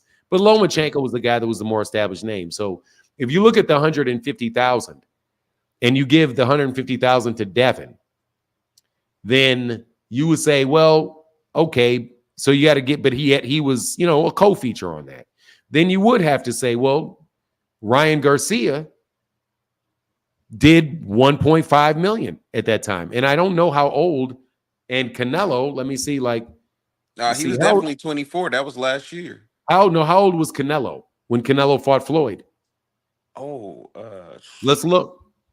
I mean, if you want to do that line of reasoning, but I don't have a problem with what Champside did, but let's and shout out to Champside again. Nothing but respect, baddest brand on the land. Subscribe, follow, listen to his live streams, all that good stuff. Very intelligent young brother, hardworking young brother. So I got nothing but respect for him. Let's look up Canelo Alvarez. Canelo Alvarez is 33 years old. He fought. Oh, and he turned 33 in July. So let's see how old he was. How old would he have been 10 years ago? So how old was he when he fought Floyd? He fought 22 right now? No, he's 33 right now. 30. He fought Floyd. Yeah, he's only 33. He's really young. So, Floyd in 2013. So he was only 22. He was 23. He was actually 23 when he fought Floyd. And he did over 2 million pay-per-views when he was 23. So you could say, well, if you want to look at Ryan Garcia, if you look at, instead of looking at Devin, Floyd, and Gervonta, you could turn around and say, let me do Devin, Ryan, and Canelo. And you'll find that Devin has 150,000, but you have Ryan with 1.2, and you have Canelo with 2.3. Yeah. So it really looks like maybe Devin will never wind up where Ryan is, and he'll never wind up where Canelo is. So because that's the other side of the way that it was analyzed. You know what I mean? It's like you so instead, like if you want to flip it, you could flip it. Mm-hmm. So that's why I'm saying it's like, everybody can make arguments for it. But to me, the defense for Ryan Garcia, like say if you put that argument to me, and again, no disrespect to nobody, none but love and peace, Soul Train, and all of that shit.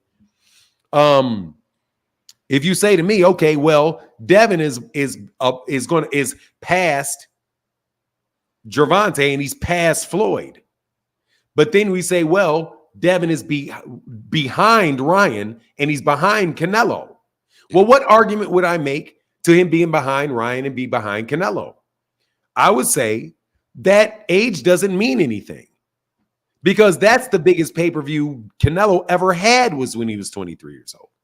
And that's the biggest pay-per-view Ryan has ever had at 23. It didn't mean that he was going to keep going up. And if you look at Floyd, who outsold both of them, he hadn't even had any pay-per-views when he was 23 years old. So I would move that zero. I would move Floyd into the graphic with Canelo and Ryan and put Floyd there at 0 and prove that neither one of those guys touched Floyd. So neither one of these guys may touch Devin. Same logic, right? So look, man, people are trying to promote things. They're trying to do things, and it's cool. But you just got to be able to look at it, analyze it, and see whether or not, it makes sense. Yeah. It's got to make sense. That particular argument, what is the conclusion that you draw from that is my question. What conclusion do you draw from the fact that Devin has 150,000 pay-per-views? Ryan had 1.2 million pay-per-views, and Canelo had 2.3 million pay-per-views. And how many pay-per-views? And Floyd, and by the way, Muhammad Ali had no pay-per-views at 22. Oh, wow. Yep. None. Yep. He had no paper, and he didn't have pay-per-views until that shit went on closed circuit TV. But anyway, that's just how I would look at it. But I don't think, the making fun of names and all that stuff. Hey, man, it's the age thing that I think he was going for. And it's just like, we just can't, make excuses, for in comparison. When you compare. Look, the whole thing to me about the age is a falsity. Exactly. Because the age is irrelevant. It only matters whether you did it or not. Doesn't matter when you did it. It doesn't affect the fact that you did it because you were 18 or because you were 24 or because you were 30. There was a guy named Bernard Hopkins didn't even have a professional fight when he was 23 years old. He was in jail. So are you going to say that Ryan Garcia or Rolly Romero, because he's 26 and he's won a world championship, what does that say about him in comparison to Bernard Hopkins? It means nothing. Yeah. It means nothing because Bernard Hopkins ultimately did this. And if Devin Haney gets knocked out in his next fight, what difference does it make? The age does not make it more impressive. Not to me. The fact that you did it is what's impressive. Not how old you are when you do it. Facts. Because that's me.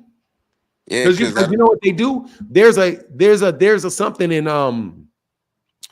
where people talk about politics. It's like the myth of progress, that everything always gets better because because you know what I mean? Like, because something is like it is now doesn't mean that it wasn't better before, because the more years go by, just as time goes on, everything gets better with time.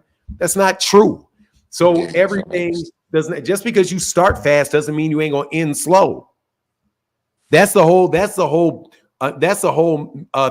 with the tortoise and the hare, right? The tortoise, the hare, which is a rabbit, wants to race a turtle, and then obviously the rabbit's a lot faster than the turtle, but the turtle just keeps going, and the rabbit, taking it for granted, lays down, falls asleep, and for a couple hours, and the turtle goes right past it.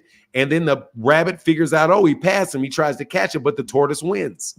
So the moral of that story is that it matters what you do in the totality of your career. It doesn't matter. It doesn't singularly matter just because you get to a fast start means that you're going to end fast. You may get derailed. You may lose focus. You may have somebody jump out there that's better than you that knocks you out and beats you. Or you might get beat up by Ryan Garcia. Or you may jump out there and have some phenomenal guy some phenomenal guy like Tank who's knocking everybody out, and people just want to see you. They just want to see him more than they want to see you. Yeah. Maybe Inoue moves up to fight Gervonta at 130 pounds. Maybe he gets break. Man, You know, I'd love to we just see don't that. know, bro. I love to see that fight. Like, honestly, I know this gonna sound kind of crazy, but yeah, I know everybody is clamoring for you, Devin versus Tank. I am too. But if that ain't anyway came before that, I couldn't complain. Like, I wouldn't complain. I would actually take that. I actually see that more as being a more competitive fight than him and Devin. Honestly, Who's a more than him and Devin? him and anyway. Oh, Devin, Gervonta gonna kill Inoue. I'm sorry, Ma- Gervonta Like, gonna kill Inoue. You know, but Gervonta he gonna got a kill Inoue. puncher's chance though. He got a puncher's No, he chance got for he sure. got a chance to get punched on his chin and fucking fall out. That Yeah, dude because gonna I get his shit jacked. And look, he's man, doing this. He still fights with his chin in there. yeah, John, kill that he dude. got his I think it was his nose that was broke or Yo, something was broke. by man, dude, he's gonna get yacked. I'm telling you, he's gonna get yacked by that boy. But hey, man, let me holler back at you. That's All been right. good, brother. Thank you for coming on. And shout out to Champ Side, man. I got no beef, man. Don't with it. Yeah, shout out You know, Champ and I know Side. that I ain't got no if problem I with don't him. hear somebody's argument, I'm not gonna argue against their argument. Only thing I saw is the graphic. You know what I Yeah. mean? And For that argument, hey, all right, brother, I get back. Yep. Thanks, Big Punch. Peace. And look, it goes both ways. Gervonta's still developing too. It's not over till it's over, baby. It's not over till it's over, baby boy. Hey, Kurt Hurd said, after all this, can Carmel Moten possibly beat Mike Tyson's youngest champion record? Mike Tyson's not the youngest champion. Or does it have to be a heavyweight champion to be valid? Just wondering, since I've seen him against Cuba. No, he can't do it because he's 17 and the youngest champion is a guy named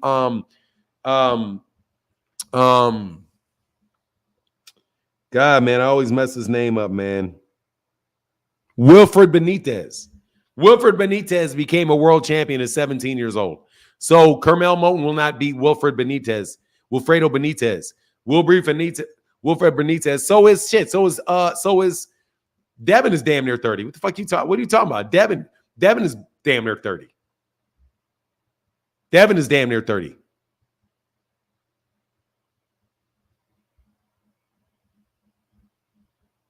Devin is damn near 30. Thank you, Kurt Hurd, holding it down, brother. Oh, and by the way, shout out to the channel sponsor, my guy, Daryl McKinney. Daryl McKinney with the big $25 donation. Thank you so much. Yeah, Inoue is older than Tank. Yeah, he's like 2 years older than that. Inoue is 31. No, Inoue is 31. Dude, Inoue has been around forever, man. Inoue is 31, bro. I'm pretty sure Inoue is 31. Now, I'll check, though.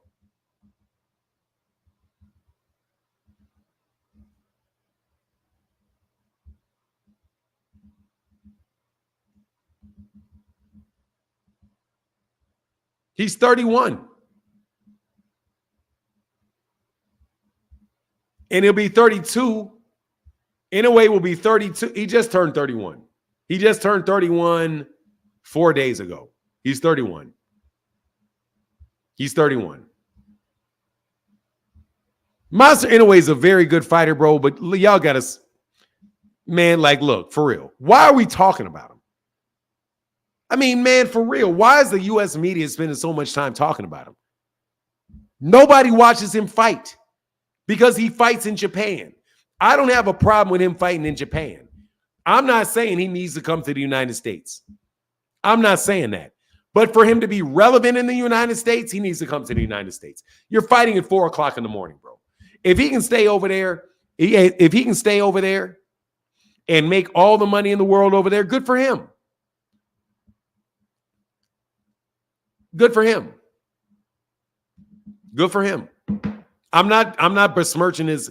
I'm not trying to diminish him for that. I want to know why you media people are so obsessed with him. Why are you promoting him so much? How does promoting a fighter and calling a fighter in America where Japanese, unless you got Japan, maybe ESPN's in Japan. He's fighting on Amazon Prime in Japan. So I can understand why the PBC may be promoting him, seeing he's fighting on Amazon Prime in Japan. He's an Amazon Prime fighter. Y'all don't want to talk about that. Y'all don't want to talk about that, though. That he's an Amazon Prime fighter over there in Japan.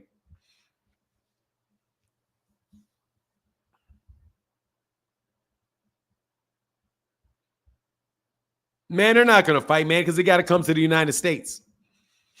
You got to come to the United States. They're exaggerating that, man. If he's making good money, good for him, man. I want to know what this 8-figure shit Dan Rayfield was talking about, though, was. 8 figures? 8-figure yen? He's getting paid 8 figures in yen? You talking about 8 figures in American dollars, which is 9 figures in yen? I don't believe it. Man, of course he doesn't, man. Inoue's not going to come to the United States because, number one, don't nobody give a shit about him in the United States. So why would he come here? He's bigger in Japan than he'll ever be in the United States. He's this goddamn big. He's this big. Why in the world would he come to the United States? I wouldn't come to the United States if I was him. He's this big. And all the fighters are over there for him to fight. So what's he going to come do to here? Come to the United States to fight who? He doesn't need to come to the United States till he gets to 126 pounds. Once he gets 126 pounds, then you got to, either pay a lot of money to get people to come over there, or you got to come over here. Because he got no competition in Japan if he comes to 126. I mean, look, man, I'm just telling you, I don't have a problem with him staying over there. They show up in Japan. They sell out stadiums in Japan. Rock star in Japan. Do your shit in Japan. I got no problem with that. Matter of fact, congratulations to Monster Inoue. Inoue. I'm sorry. Inoue Inoue. Shout out to Monster Inoue. And congratulations. I have no problem with him doing what he's doing over there. I'm just telling you, man, I'm not wasting my time talking about him a lot. Because, dude, I got to get up at 5 o'clock in the morning to watch him. And on a Monday. It's not even 5 o'clock in the morning on a Saturday. It's 5 o'clock Monday morning. Who the fuck is watching this man on Monday morning? Who's fighting him? Who's watching him fight on Monday morning? Think about it. His next fight is May 6th.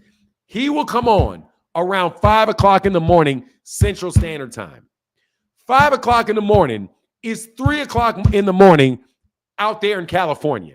If I'm in California, am I getting up at 3 o'clock in the morning to watch Monster Inoue fight somebody I ain't never heard of on a Monday morning? Hell no. So, what difference does it make? If he was fighting on HBO, they wouldn't even be airing his fights. If they were on Showtime wouldn't even be showing his fights. Showtime wouldn't even be showing his fights. The only person that can air him is ESPN because ESPN is on 24 hours a day. Okay? Other than that, man, get out of here with this. He's a very, very good fighter. Best fighter, 122 pounds and below for sure. I mean, most likely. I'll say most likely because I don't know if he's better than everybody at 122. But he's undisputed at 122, so shout out to him. Nah, dog. Same people watching Bum Shakur fight Thursday afternoon while I'm at work. Dog, you're not seeing him fight Thursday afternoon. You saw him fight Thursday night. And I was very happy to see it on a Thursday night and not on a Saturday. I was extremely happy to see him fight on. Matter of fact, Jared Anderson's ass should have been on Thursday. And then I wouldn't be so mad about that fight card. Tighten up the fight card, though. Tighten up the goddamn fight card, though. Tighten that shit up. Yeah, I mean, Bam's at what, 115? What's Bam going to Japan for? Bam ain't got to go to Japan. You don't see Bam fighting in Japan, do you? Bam ain't going out there. Bam say, come on, right on over here. Bring your ass over here. Right to Texas. We get this money out here. We get this money, Bam. Let's get this money, Bam. Let's get this money, Bam. Let's get this money, Bam.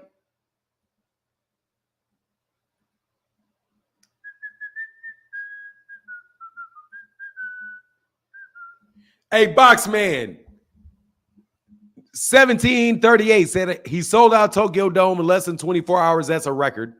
Fuck cares. And I don't even know if it is. You're not a real fan if you can't watch. In a way, I'm not a real fan if I don't want to watch him at 3 o'clock in the morning. Fuck out of here. But we have to know that about you. We don't need fans like you who support 3 or 4 fighters. I need your money, though. Thank you.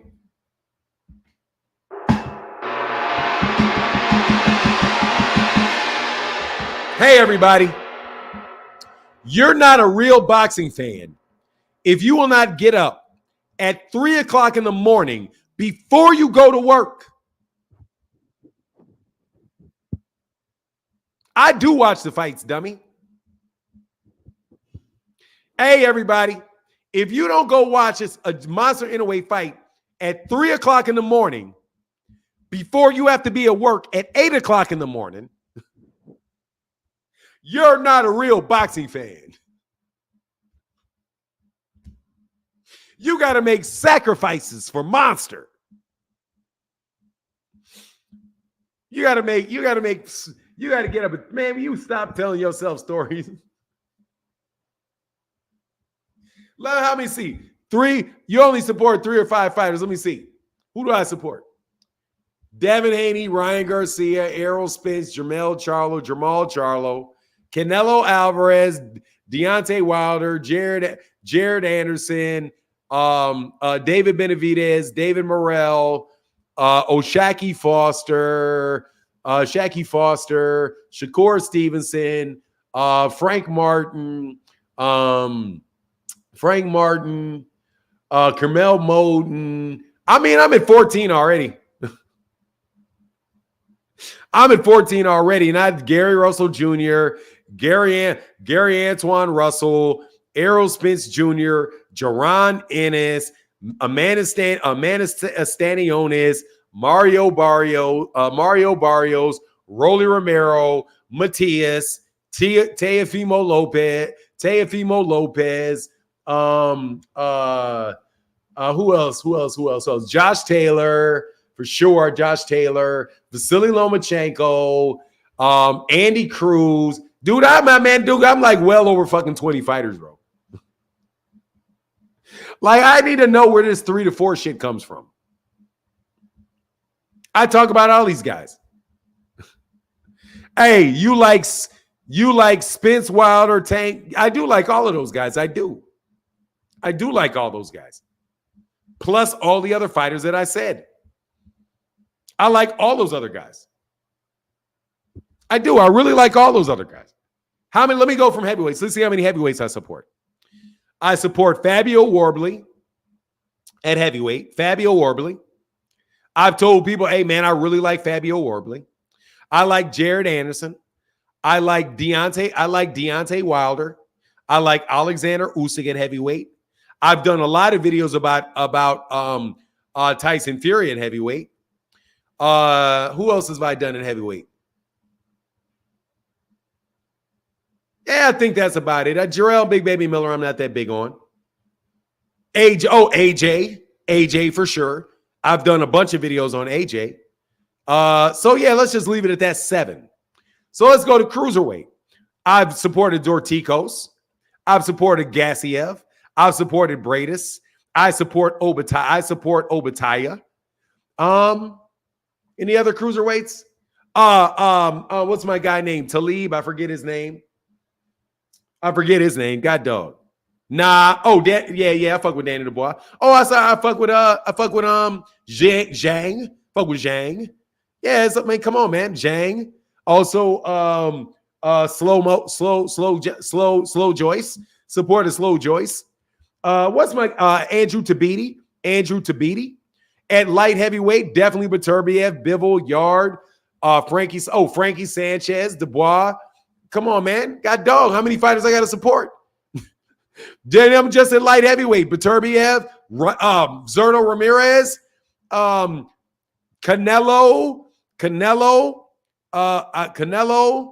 but Benavidez, Morrell, Plant,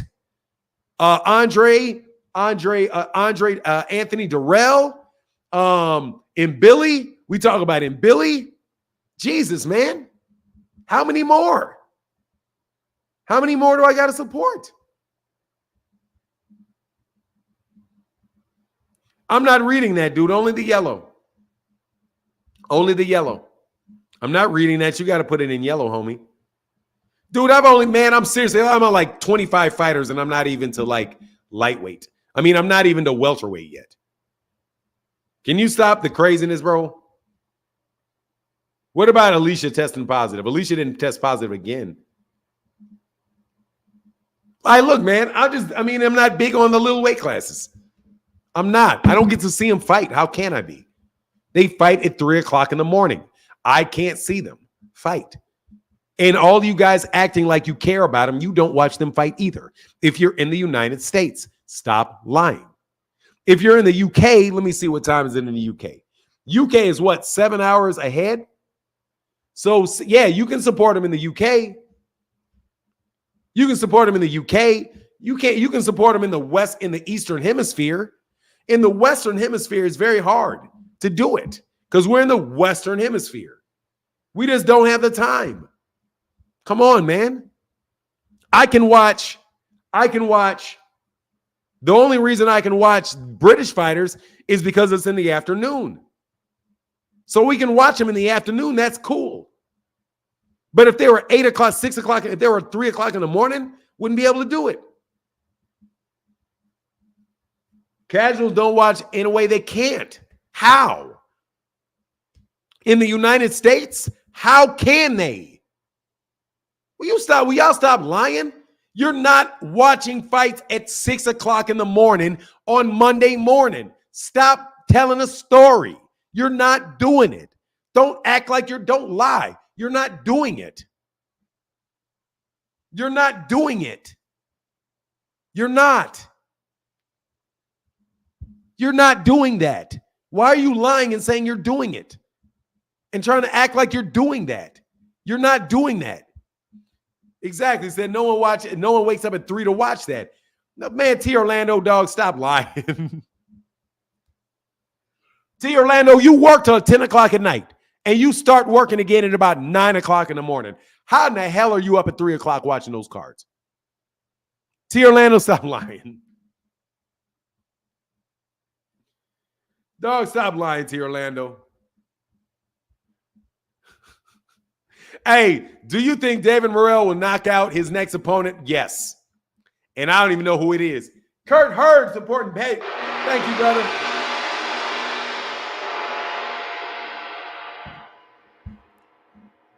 Nah, T. Orlando, your ass is not. Stop it. Stop it. Stop it. And maybe your ass is tired as shit, though, going to work. You are tired as shit going to work, dog, because you work on Sundays. It's not even like you, T. Orlando, you work on Sundays. So it's not even like you can just go to bed early. Be like, all right, I'm going to get up and go to bed early and throw my entire clock off for the entire week. You're going to throw off your clock by getting up at 3:00 in the morning one day so that you have to recover for that shit for the whole week. Yeah, I know you work on Sunday. I know your work schedule. You better believe I know your work schedule. You ain't sitting up here talking to me unless you're getting paid $400 an hour to do it. Nah, for real, man. Stop acting like we're in the. Can we stop? It's global. It's global. The time zone is not global. The time zone's not global. You guys are out here trying to sell people them damn dog. Let me tell you something. Y'all trying to sell some shit. You trying to sell some shit like Bill wouldn't sell that shit. Y'all trying to sell some shit, okay? The time zones are not global. We are not working and watching TV at the same time. Okay? Right now, it is nighttime. It is the middle of the night. It is the middle of the night right now. Can't make money sleeping. I feel you, bro. No, you can't. Unless you got passive income, then you can. Then you can.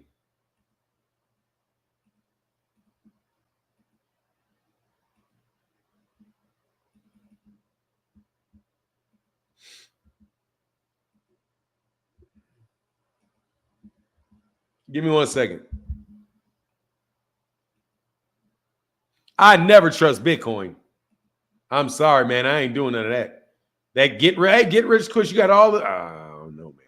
I don't know. So maybe I'm old fashioned. If I can't spend that shit at the store, I ain't fucking with it.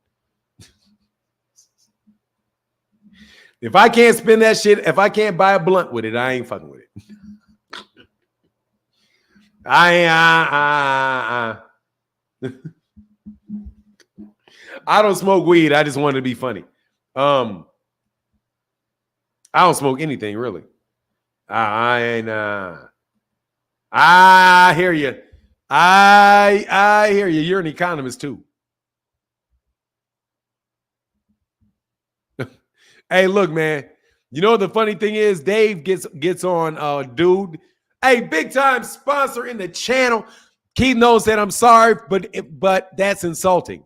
I've been watching since the 80s, all kind of fighters, but just because I get up and go to work and feed my family and I can't watch in a way, I'm somehow not a real boxing fan. Dude, that is a moron that's not a real person. Dog, let me tell you something, man. It's not with my suits. I wore them a couple times. What is this? Yeah, I wore them a couple times. Yeah, man. Look. Don't ever let somebody, first of all, nobody talks for boxing fans. Nobody. I never smoked cigarettes. How did I quit cigarettes? I never smoked cigarettes. Never. I tried smoked cigarettes before, but they don't make any sense to me. They made no sense to me. I don't enjoy nicotine. I used to do like when I was trying to give up weed and I thought, okay, so I started puffing on those little like inhalers, but I was like, what the fuck is the point of this? It gives me a rush for like 3 seconds. And then I'm like, ugh. So it never sunk with me. I'm like, the shit doesn't taste good. Matter of fact, it doesn't taste like anything. It doesn't get you high. So what's the fucking purpose? So the shit doesn't make any purpose other than to fucking clog my lungs up. So I just never, nah. Weed made a lot of sense to me. Weed makes a lot of sense to me. Okay, because that's got a purpose. That shit, cigarettes ain't got no purpose. You might as well be twiddling your thumb. You might as well be twiddling your thumb. You might as well just be twiddling your thumbs. You might as well just be doing this. If you're going to smoke, so you might as well do this. You might as well have a habit of doing this. If you're smoking cigarettes, or so if you're just looking for something to do ritualistically, you might as well learn how to twirl something or chew bubble gum or some shit, which I don't get either. I don't like poop. I heard vapes restart your heart. I don't know. Yeah. I saw that. Yeah, I heard that and I saw that. Yes, I did. I heard it. And why in the world would this be this? What the fuck is wrong? What the fuck is going on? What?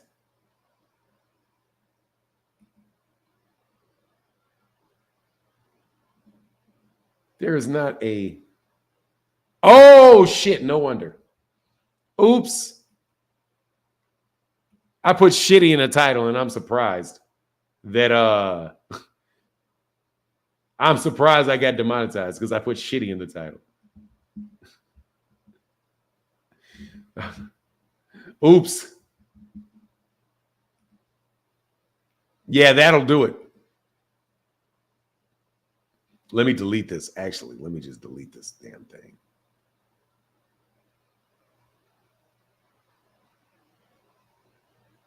Oh, you know what? I won't do that. I'll leave it there. And then I'll just upload another one, make it easier. Give me 1 second.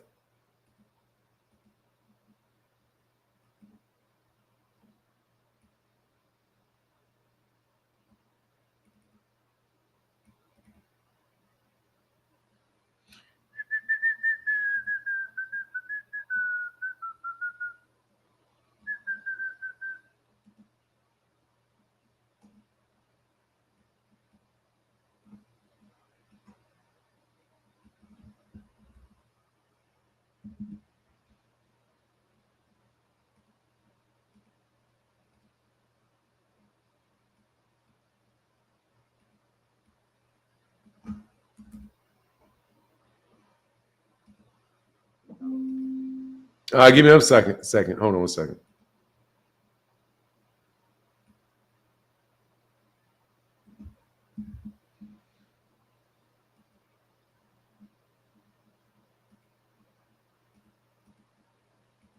All right. Yeah, Keith Nolan. Yeah, you know what it is. They just trying to say something bad to me. That's all it is. They ain't serious, people. They ain't serious, man. Hey, here's that link, man. I get no smoke no more. It's smoke-free zone, man. So I ain't arguing with nobody. Only TH I smoke is 80% and above. I don't even play with that shit no more. No, thank you. I don't need that anymore. Matter of fact, man, I ain't even sipping hardly because I got this because I've been working out, and my God, after working out, I don't want nothing to do with no alcohol after working out. And them workouts are fun, man. Ooh, my workouts are so fun. So I'm enjoying it so much. Because I was working, I was losing weight, and I knew like my weight loss settled, so I knew I needed to take it up a little bit. So I took it up a little bit, but I got out there. Oh, gout is terrible. I got out, and I don't have gout, but gout, oh my God, I recognize it. Man, I started lifting, riding this bike, riding a stationary bike, lifting, keeping my heart rate above like 125 for an hour, burning 25, and then hitting the weights before that. Man, I feel good, man. I feel good. You know, I feel really, really good. He said, nah, alcohol hits. Yeah, but it hurts. It hurts. I don't want it to hit harder. That shit feels funny as fuck. Like I didn't like it. Like I was like, oh, I don't want it to hit harder. I was like, oh. Yeah, too much meat can lead to gout. Yeah, I got that. What is this? Oh, it said, am I still interested? No. Stop that screen. Are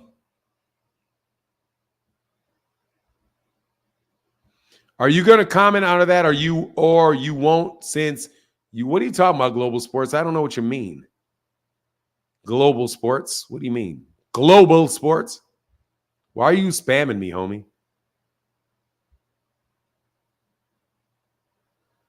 Global sports.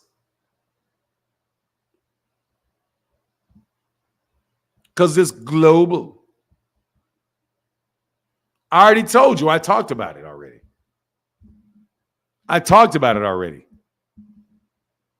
You're late to the show. Devin and Bill hate Tank so much the fight is flopping. It's terrible. Global sports. That's just some arrogant dude that want to act like, you know, he don't like black fighters. That's what they mean by global. What they mean by global is they're not black. Global is a euphemism for not a black fighter. That's what they mean by that. Most times. Come on, Tank's not global. Yes, he is. What do you mean? He's fought outside. How was Monster Inoue global? He fought in the United States once? How many times he fought out of Japan? Once? But he's global. Fuck is he global? How is Monster Inoue global? Africa is global. Every place on the globe is global, dummy. Every place on the globe is global, stupid. Name an African fighter that you're talking about. Name 5 fights you're talking about that took place in Africa that you watched. Global. Yes, I know what global really means.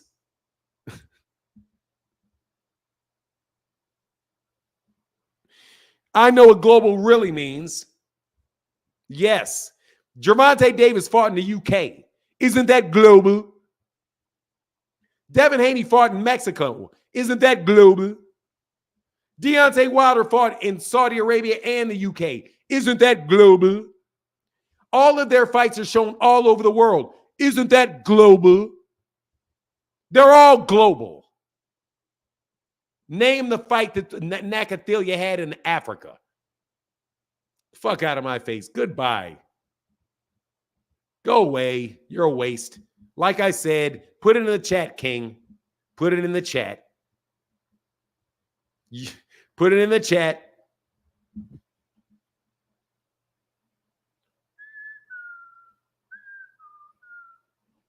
Global. It's global. Oh, but we're global. They're not global. We're global. The fuck does that mean? You're global. We're global.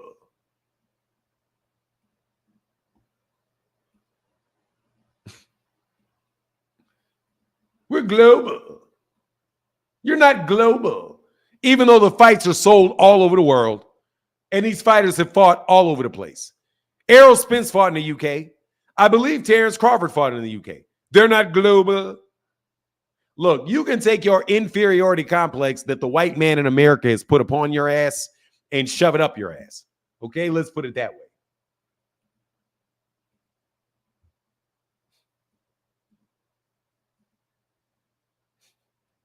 Take your global inferiority complex and go away. Canada is on the globe. Mexico's on the globe. Argentina is on the globe. And guess what? Guess who just fought an Argentine fighter? Who was that had a hard time with that Argentine fighter? With just not too long ago. We're like, oh, he had a harder time than we thought he would. Who was it that just fought like last week that had difficulty with an Argentine fighter? Can somebody tell me the name of that guy? I forget. Richardson Hitchens. Richardson Hitchens is Haitian. That was a Haitian fighting an Argentine. Isn't that global? Oh, we need some more global.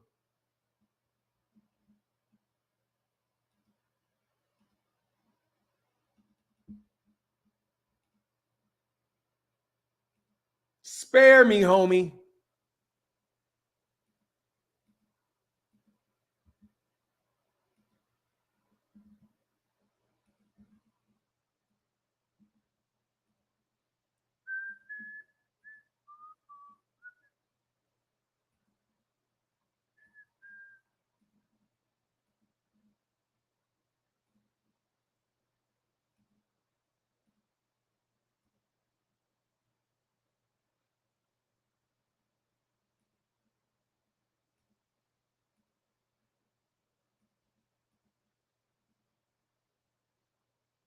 There you go. Now that's global. For non-facts, you get me through these weekend hours. Yeah, I understand, brother. I know what you're doing. I know what you're going through, dog. I know what you're going through. That's hard work, what you do. That's hard work. Ain't no joke. That's hard work, what you do. Oh, no, I got to correct this. This is a big red, bro. This is a big orange.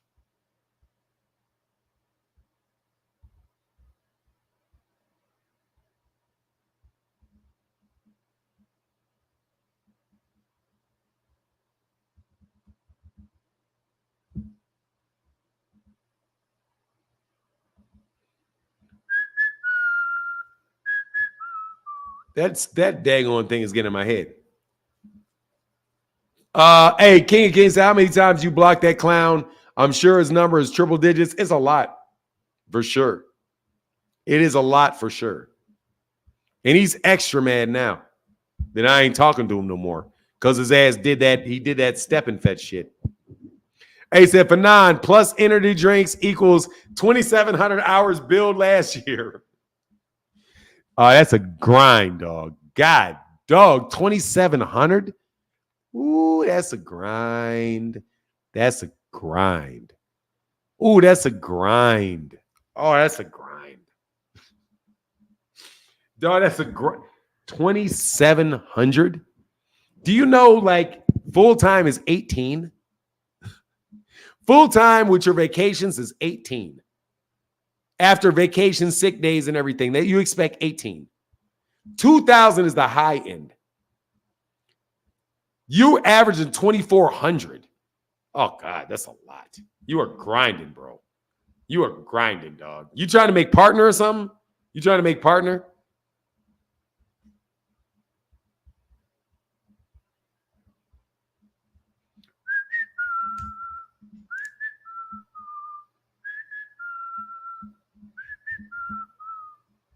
He might as well be, because you're all the same to me.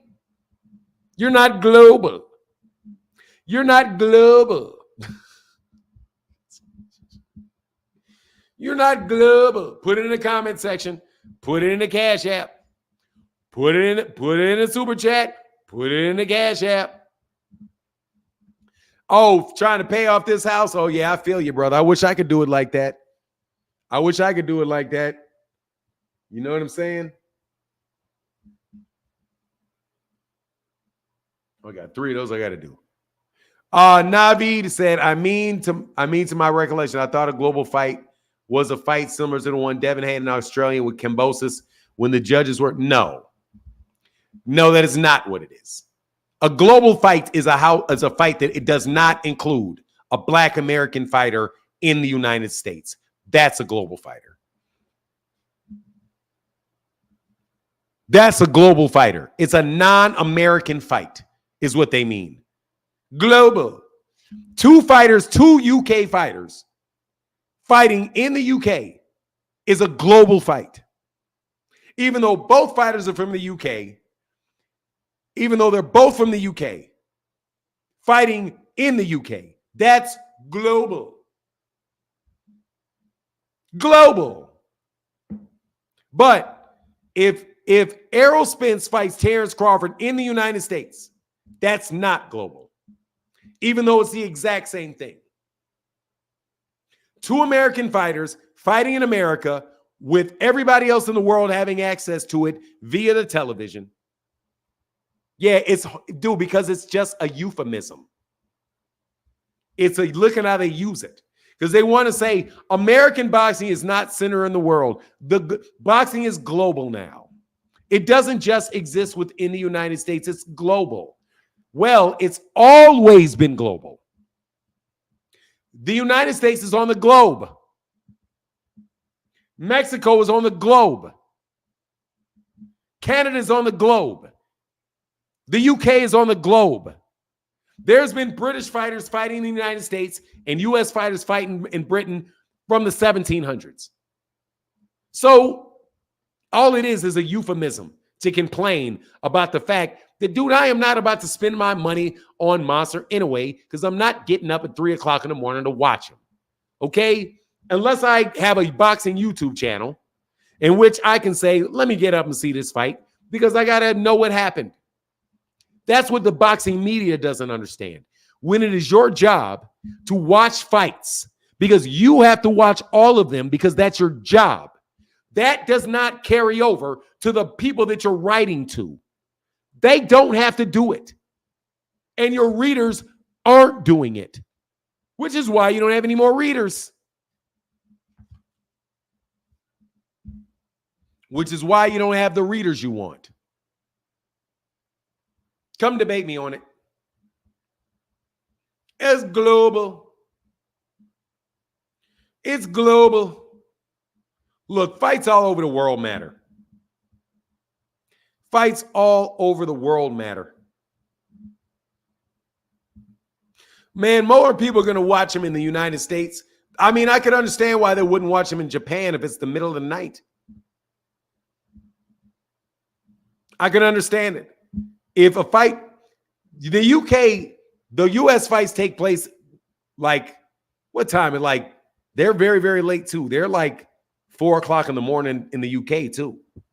So the numbers are going to be off because it's very early. It's very late in the UK. Very late in the UK. Very late in the UK. So yeah, that's going to affect things. But don't tell me the United States is not on the planet, okay? Like we don't count. And you boxing media people, you don't help box you, dude. You'll be better off if American boxing was better. So how about you do a part in it? How about you play a part in it and stop spreading gossip about boxing in America going out of business? How about you stop doing that? But that's okay. You got Oscar De La Hoya. Oh, how the tickets going selling going abysmal. Say, hey, man. Hey, Simi's World. Thank you, brother, for the $2 holler, brother. Global. We're global. Because this guy's from Spain. This fighter's from Spain. This fighter's from Ireland. Well, this guy is from Kentucky. This guy's from Omaha. And this guy's from Omaha. And this guy's from Dallas. And it's a further distance. Because we're like 10 times bigger than Europe is. So you're basically in another country to get from California to it's not the same thing, okay? But again, you know what it is. We have to deal with reality around these puppies. They about to start buy one, get ones. Hey, no joke.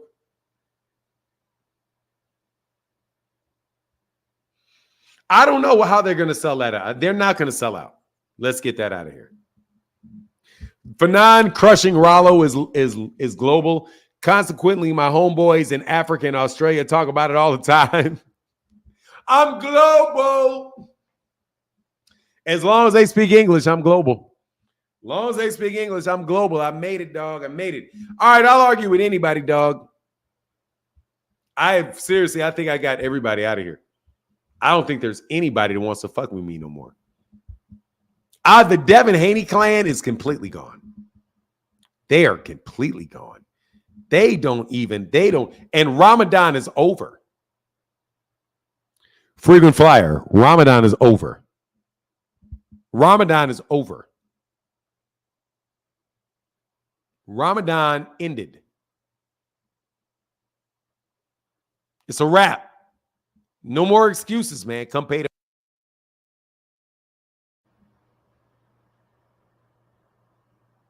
Ooh, you're not going to get retro Jordans for $100. We killed the Hanos clan. Freaking flyer, bro. Ramadan's over.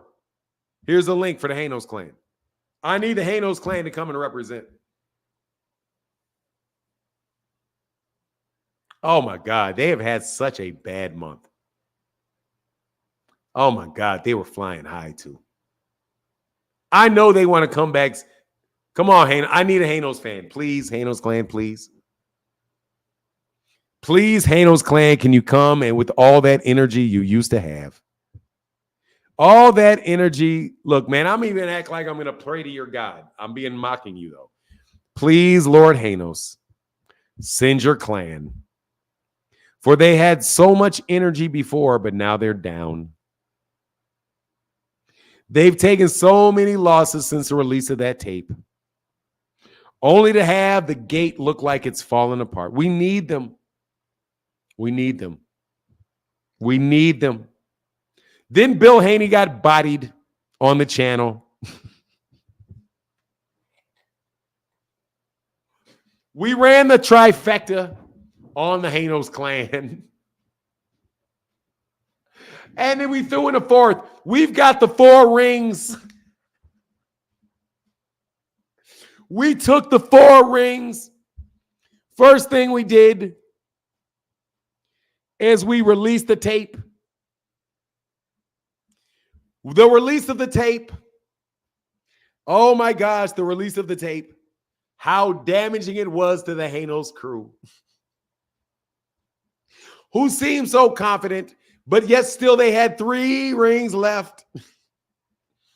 Then we took the second ring. Yes, we did. Yes, we did. When we bodied Bill Haney on the channel, and he said no mas. When Bill Haney told me no mas, no mas, no mas, can I talk to some callers?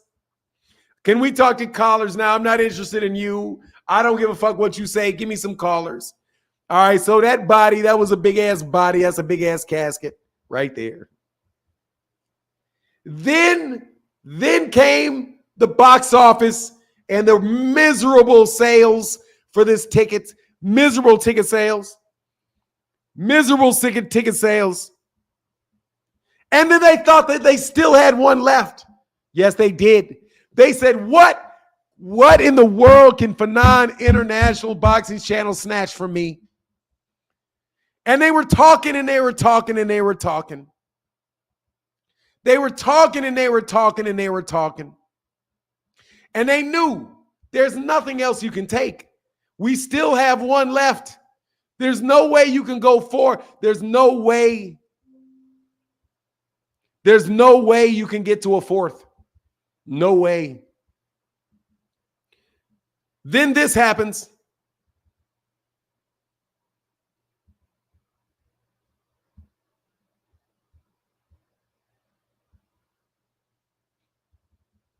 Then this happens.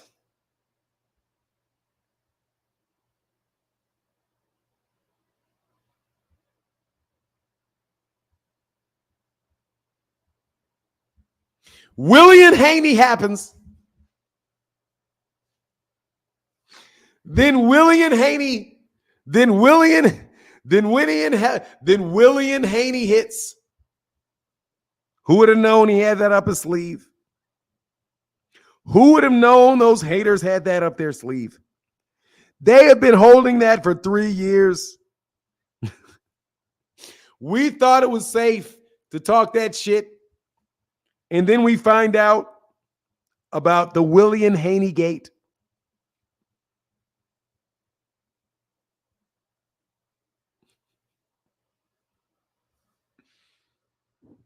Oh, man. We can't go to that channel no more. We have to call for a boycott. We have to try to boycott them now. So Frequent Flyer has boycotted me. Ray Davis has boycotted me. Claymore Rain got bodied. He got kind of ran off. And then secretly, the secret Hanos clan member, the last of Frequent Flyer 2, but no, the secret one. The secret Hanos clan member. Kyle Porter. You've not seen Kyle Porter around much? Have you not noticed that Kyle Porter's commenting less and less these days? Because it is looking more and more like, God dog it, you got like the man. Here for boxing, just, he gave up. He quit. He quit. He had somebody tap him on the shoulder like, hey, man, stop that. Hey, man, stop that. Hey, man, hit that. Stop that, dog. Stop that. Stop that. Stop that. He got reverse diddied. Stop that. Stop that. Stop that. Stop that. No, it's not libelous. Yeah, there's no damages. What are the damages? What you going to sue me for? For what? Well, for what? What are you going to get me for? What did I do? What's the damage? And what did I say that wasn't true? On to boot. Take that. Stop that. Stop that. They had to stop that. He had to stop that. For sure, he had to stop that. Hey, Master Eden says support. Thank you, brother. And keep Nolan. Oh, let's not forget about the paid for fake 86,000 likes on Instagram post. Also, Roll the tape.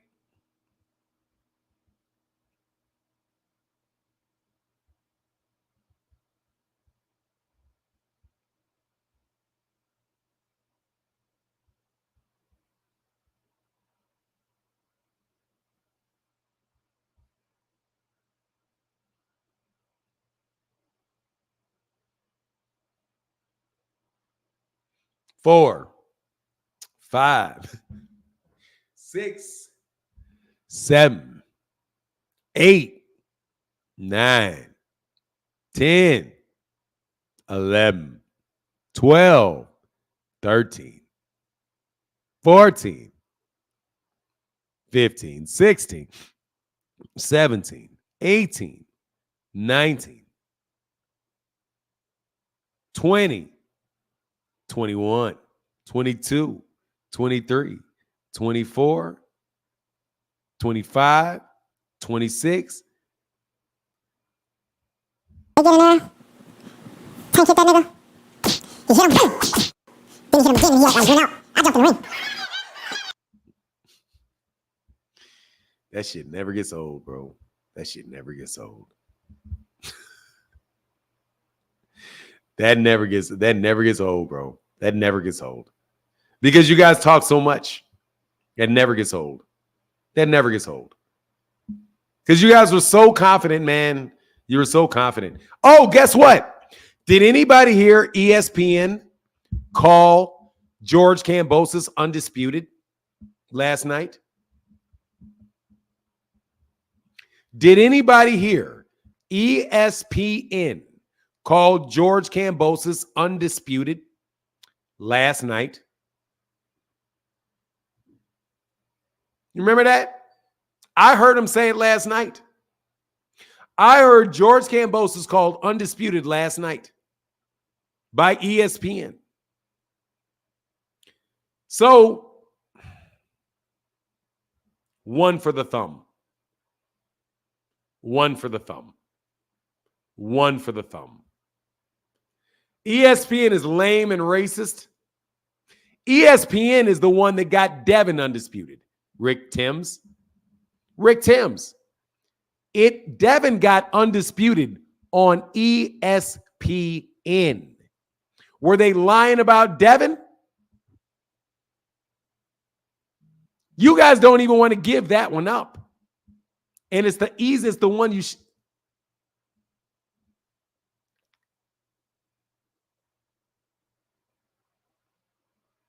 They said ESPN, they always call them undisputed. ESPN is the one that said Devin was undisputed. ESPN. That was an ESPN fight, Rick Timms. That was an ESPN fight where they aired undisputed. What do they count clinches? What kind of what clinches? I ain't counting no clinches. I counted punches thrown. Look, man. And what was the other one? Because y'all damn sure I got one for the thumb with this shit. We forgot about one for the thumb with the 86,000 likes inside of 10 minutes. Man, they took that shit down. They took that shit down. I get that shit off of there.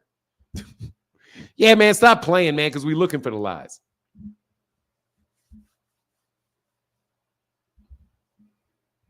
ESPN said it with Devin, ESPN said it with Teofimo, and ESPN said it with George Kambosos. They said it with all three of them. The network and the media associated with them all said it. But you can't find it on the internet. You can't find it on the internet. You can't find it. They're going to sell out the day of effing. Oh, yeah, but man, yeah. Oh, look, man. These ticket sales are hardcore. But that's just me hating. Don't worry about me. I was just called a hater for so long that, you know, I have to gloat when facts start arising. Remember, Bill said he wanted the same contract Ryan got, but ain't take that against Ryan 55, 45, 45, 50 because he doesn't want the fight, Dean. Because he doesn't want the fight. Easy. He wants the Ryan fight. He don't want the Gervonta fight. If you'll take 55, 45 for Ryan, why wouldn't you take that for Gervonta? He doesn't want the fight. That's the conversation we had yesterday. I don't believe he wants it. Based off the things that he's done. He doesn't act like he wants it. He sounds like he wants it. He don't act like he wants it. It's like a kid wanting to go to college that doesn't do his homework. You don't really want to go to college because you're not doing the things necessary to make it happen. You like the idea of it.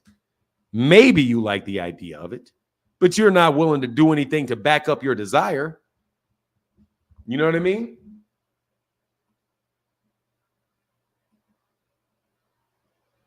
Give me 1 second.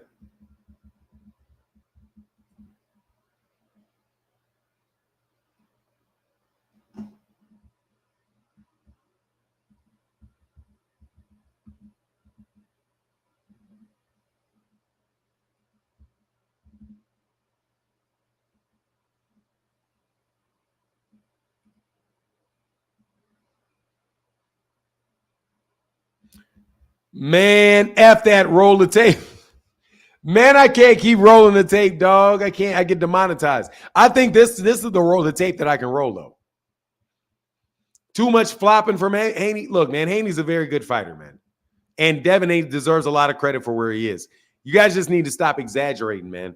I know you're on his, but you're on his team. So I know what you got to do. I don't have anything against you. You're on their team. But I'm not on the team. So, you know, just like I said about Errol and Derek, Errol Spence and Derek James. Just like I said there, look, man, let me tell you what I see. I see one guy that paid the money that he was owed, and I see another guy that says he thinks he should have got a better deal. So the other guy doesn't owe him the money. He paid him what he owed, is what it is. And this guy over here saying, look, man, I'm not going to work with you anymore if you don't pay me more. So the guy says, okay, well, you're not working with me anymore. So there you go. They can shake hands and walk out on that. They can wait. That's what I see. I'm not, only thing I'm saying is, man, look. What's up, Bagbeezy? Look, man, Zenith, this is the problem with it. This is the problem right here. He said, roll the tape. Let me roll the tape while I get some more coffee. I need Deem to get up here, man. I got my co-hosts be selling out these days. I don't got my guy Kamal don't be calling. Canelo didn't duck. Canelo Alvaroy did not duck David Benavidez. Let me see if I can conjure Kamal, man. I need Kamal. Kamal, man. Kamal, bro. All that BS aside, I mean, look, bro, fuck that. Fairs. Look, I would have said he should give him some money and then in the relationship. That's probably the best thing to do. Is be like, look, here's the thing. I can understand why you say that. We've been together a long time. Here's some extra money. A reasonable amount of money, and then say, okay, that's it. That I think is probably the best way to go about it. I think that's the best way to go about it. Personally. That type of move. Where you say, all right, look, I don't want any hard feelings. Here's some severance. Even though you don't really need severance because you got all these other fighters. So, you know, it is what it is, man. Yeah, I know. Kamal be looking for reasons to disagree with me. I be disarming that. I ain't gonna lie, I disarm that. Kamal, like Candyman say, Canelo Alvaroid 3 times in the mirror, and he'll appear. That's my guy, though. Kamal be on it. Kamal be on it, dog. Kamal be on it. Kamal be on that WBC, too. Who would be on it? Zenith, the thing is, hey, what's up, Phoenix the Assassin? Yo, what's good, man? Man, I'm good, brother. You know I'm about to listen to you cook for a second. Thank you, sir. Oh yeah, for sure, man. Like the fights last night was good. I liked Abdullah Mason. Like the way that he went out there, and there's a bunch of stuff because you know, I paid more attention to him in this fight than his last one. But man, like he's sharp and he's still developing. He's young, so like the stuff that he's doing right now is a lot of stuff that you don't see. Like even the people on the other card, on the rest of the card, like the heavyweights that was getting in there, he was doing stuff that, of course, you don't see heavyweights do because like the skills is different. Because at lower weight classes, you you don't have that power to just be putting people out of there and not have to worry about staying sharp on your skills. So Abdullah Mason, he has very good eye contact no matter what's going on, like no matter how he moves, what his opponent does, how his opponent moves, like he keeps focused on him. And even in the pocket, back out at distance, like he's comfortable no matter where he is. And that's something that's very good because that's gonna let him to be able to fight on the outside, fight on the back foot, fight up in the pocket. And he stayed up in the pocket a whole lot more. Like some of the stuff that he was doing is some of the stuff that I wish I could see more of Shakur Stevenson doing. Because, Abdullah got up there, he was like right in dude's face and staying like basically at arm's reach, like they was toe to toe, up until the stoppage. Like, and then the straight that he threw to the body that had dropped him, like that was a very good shot too, and it has to do with his distance control and his ability to pay attention to stuff. Because man, like just looking at him, I think that he continues to develop, he continues to improve on some of this stuff. Make sure he keeps his defense sharp. Like man, like I wouldn't be surprised to see him become a world champion for real, because that kid got something. I seen that F.A. Ajagba fight. I forget who it was he was fighting. That fight was kind of sloppy, and I think there was even booing a little bit during that one. And then Big Baby and whoever it was that he fought. Like I tried to watch it, man, but I kept falling asleep throughout the whole thing. And it's like I woke up this morning to go ahead and watch the last few rounds again. And yeah, like I wasn't really all too impressed. I don't know if it's because like his gas tank just ran out, or that was it. But like I don't know. To me, Anderson kind of seemed a little sluggish as it got towards the later rounds, and I think that's the one thing that is pretty much commonplace for a majority of the heavyweight fighters is that they might start strong, but a lot of them don't really have that stamina to go ahead and keep it up for like the whole 12 rounds and stuff. I mean, you got a few that can do it, but it's not something that's a commonality, I would say. So that fight for me was kind of a snooze fest. So yeah, like Abdullah Mason was definitely the most exciting fighter last night for me anyway. I know other people might disagree, but I'm excited to see where he goes next. I agree 100%. That last fight was definitely a snooze. Yeah, the last two. The Ajagba fight was cool. I woke up because I was hanging out with my wife, so I tried to watch a jog. I saw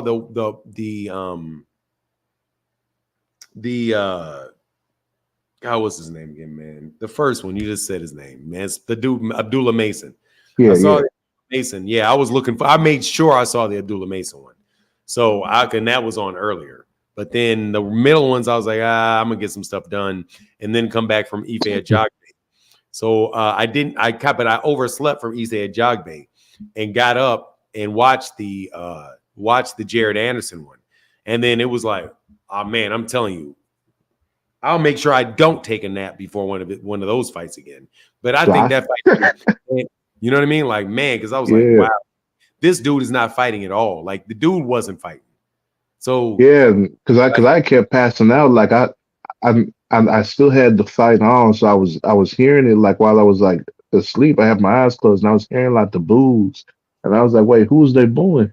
And like I tried to wake up and watch a little bit more, but I just ended up passing out for the night, man. So now I woke up because since it wasn't like pay-per-view, like you could still go back and watch it on the app, pull it back up and watch it again. So I went ahead and did that and caught the last of it. And yeah, like man, that holy, and people be complaining about PBC cards. Like man, those PBC cards been good, man.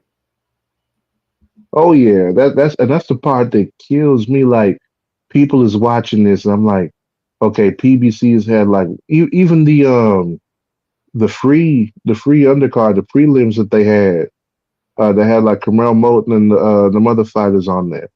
that was more entertaining than what Top Rank put out last night. And that's the crazy part that they had prelims, not That even the was main card. The prelims is better than what Top Rank had. And then yeah, it's fight week now for Haney and Garcia and the rest of them. You know, I just say the rest of them because like the only like besides Arnold Barboza, like the only other fighter that I kind of seen fight was Milakuziev. But like I ain't like the last time I seen him on a big card was on the Fury and Wilder undercard, I think it was. Was it for the third fight or second fight? It was when he had his rematch with Gabriel Rosado. That's the last time I seen him. And I don't know how many fights he's had since then, but yeah, like they call him the bully, but like he can actually box a little too. Um, because his first fight with Rosado, he tried to bully him, ended up being the knockout of the year victim, and then he came back in the second fight and boxed from the outside. So looked like he can do a little bit of both. I haven't seen enough of him to say like whether or not I think he's one of the top guys out there, but he's a guy that isn't going to be just a walkover, like an easy walk in the park or something. no, he's a Like good he's not fighter. someone that And he's just strong. gonna lay down. So Yeah, yeah, strong but too. I think it might be good to see him in there with. I wouldn't mind seeing him against Demetrius Andre, to be honest. Okay, yeah, I'll take it. I don't I think he's think that gonna one beat. might be a good one for him. But yeah, like I think who they Demetrius screwed themselves with this because is that yeah, what he's the one, and he's a 168. I wouldn't mind seeing him against Billy. I don't think they can make yeah, that yeah, fight, but I prefer Billy because I think he's more of Billy. I mean, I like Billy, but Billy seemed a little more sloppy. Really. yeah. That's true. That's true. And But then yeah, man, brother, thank you, man. oh yeah, for sure, for sure. Y'all take it easy. Yes, sir. Get back. Thank you. Oh man, it's a pleasure. Always a pleasure to talk to Phoenix the Assassin, man. Always a pleasure to talk to Phoenix the Assassin. All right, we're gonna take two more callers, and then I'm gonna let my voice rest, I guess, since we can't get no Devin Haney smoke no more. Man, I guess I really do owe my channel to Devin Haney, huh? He is a valuable part of this show. Man, you are right. You guys are right. Like, there's nobody else that will spread nearly the amount of bullshit y'all spread to allow me to respond to that bullshit. No, I don't want to talk to G-Man. Somebody got to sponsor G-Man. And I am dead center because I know ain't nobody going to do it. I need a red super chat for that. And there's a little gimmick that allow a red super chat, just so you know. You either got to give $1, you either got to give $100, or you got to give $1.99. You either got to give $100 or above or $1.99. It is the weirdest thing. That's when I say red super chat, I'll be really like letting you know there's a little cheap to give a red super chat now. Red super chats are $1.99 or 100. It's a real funny thing with the way YouTube processes it on StreamYard. But nah, dog. I mean, for real, dog, he did all of that. Yeah, man. Yeah, man. I be talking like this down there. I be talking down like this. No, I can't even do it because I don't speak like that. So I can't even do it.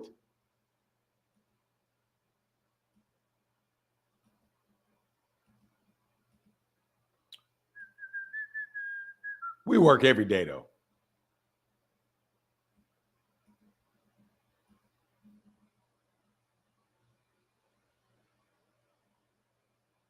All right. I did it. G-Man 199 will bail you out. Nah. I'm lying. I ain't $1.99 ain't gonna get it done. I was just joking about that red stuff. The whole thing. I don't want to talk to him. Keith Nolan. Oh, speaking of Kamal, it's April. I don't think Mauricio Suleiman ordered David Benavidez to be the mandatories. Of course he didn't. Do you think he was going to take his word?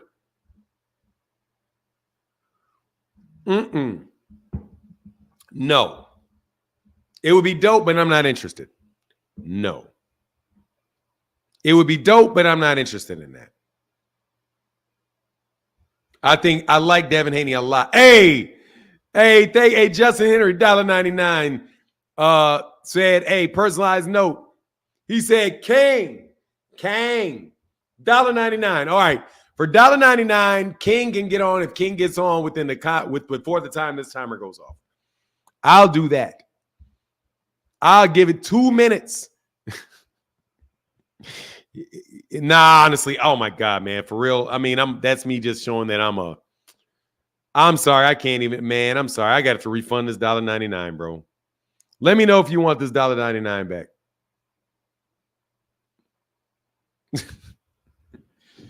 Let me know, bro.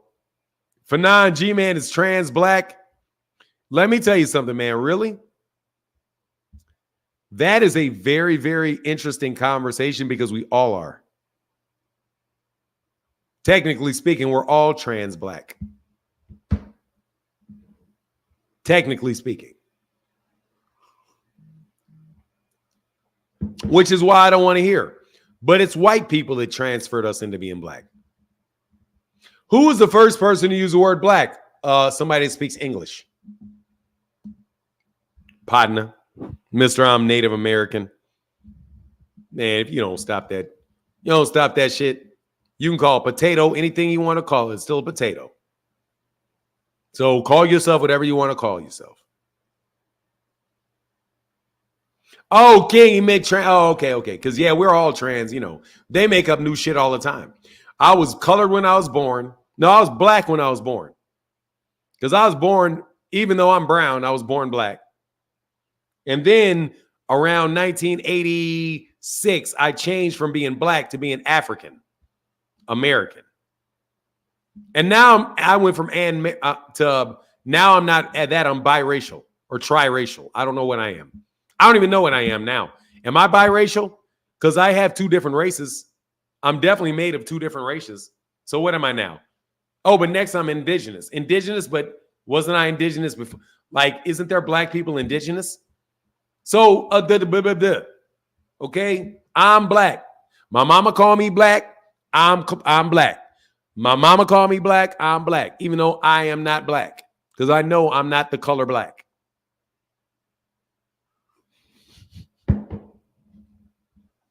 T. Orlando said, no matter the year, you yellow as hell. Hell no, I'm not. I'm brown, dog. I'm brown, dog. You should see my son. My son actually got some color on him, though. My wife got pretty much everybody in my house is melanin deficient. But my wife, she's the number one. Man, my daughter says, you're not that much darker than mommy is. I'm not what? I'm not what? Anyway, my mama called me black. I'm black.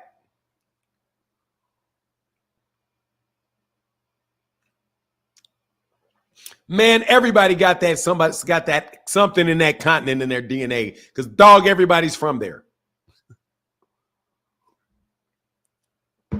Everybody's got African in them. Every single solitary person on the fucking planet. Okay? Because them darkies were the first ones.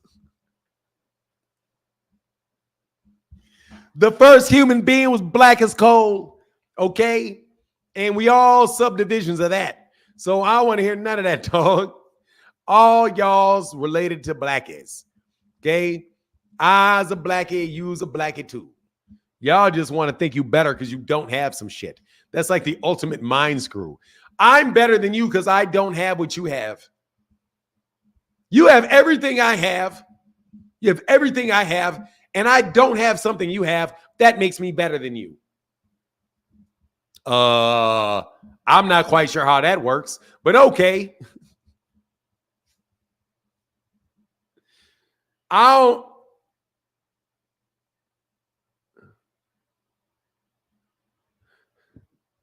Hey, I'm not answering that. You're trying to get me in trouble.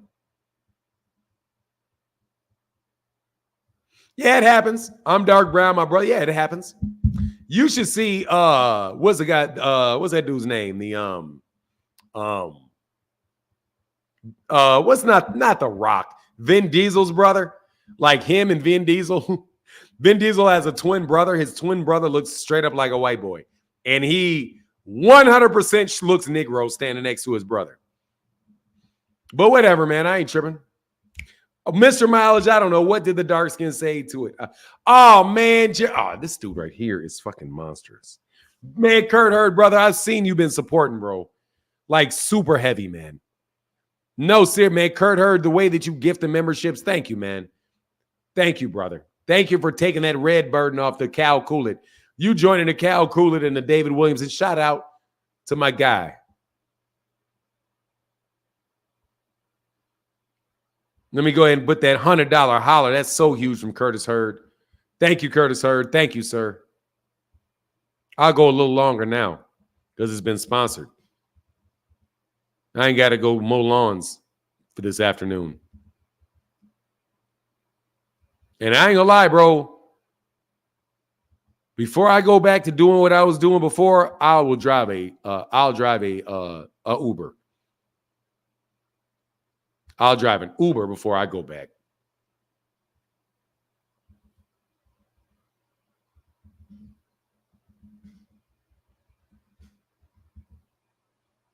Thank you, man. That's gigantic, brother. That is gigantic. Seriously, man. That's super gigantic. Thank you. Thank you, thank you, thank you. Oh, G-Man, you're sponsored.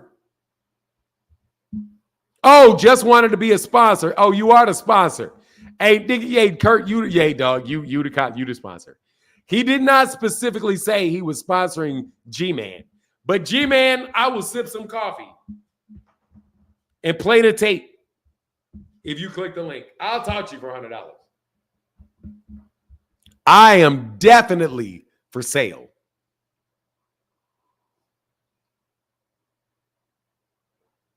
Nah, Curtis is employing me, is what he's doing for the next 100 minutes. For the next 60, he employed me for the next 60 minutes. That's $100 an hour. That's good money. Yes, he did. He sponsored. No, he wanted to be sponsor. He's sponsor of the channel, which means, I'm sorry, his name is going across this puppy like that. Boom. Kurt Hurd, the channel sponsor, Big Red, $100 donation in the lands of the great David Williams and the great Cal Coolidge. That's huge. That man just helped me out immensely. And I will not lie and say he didn't.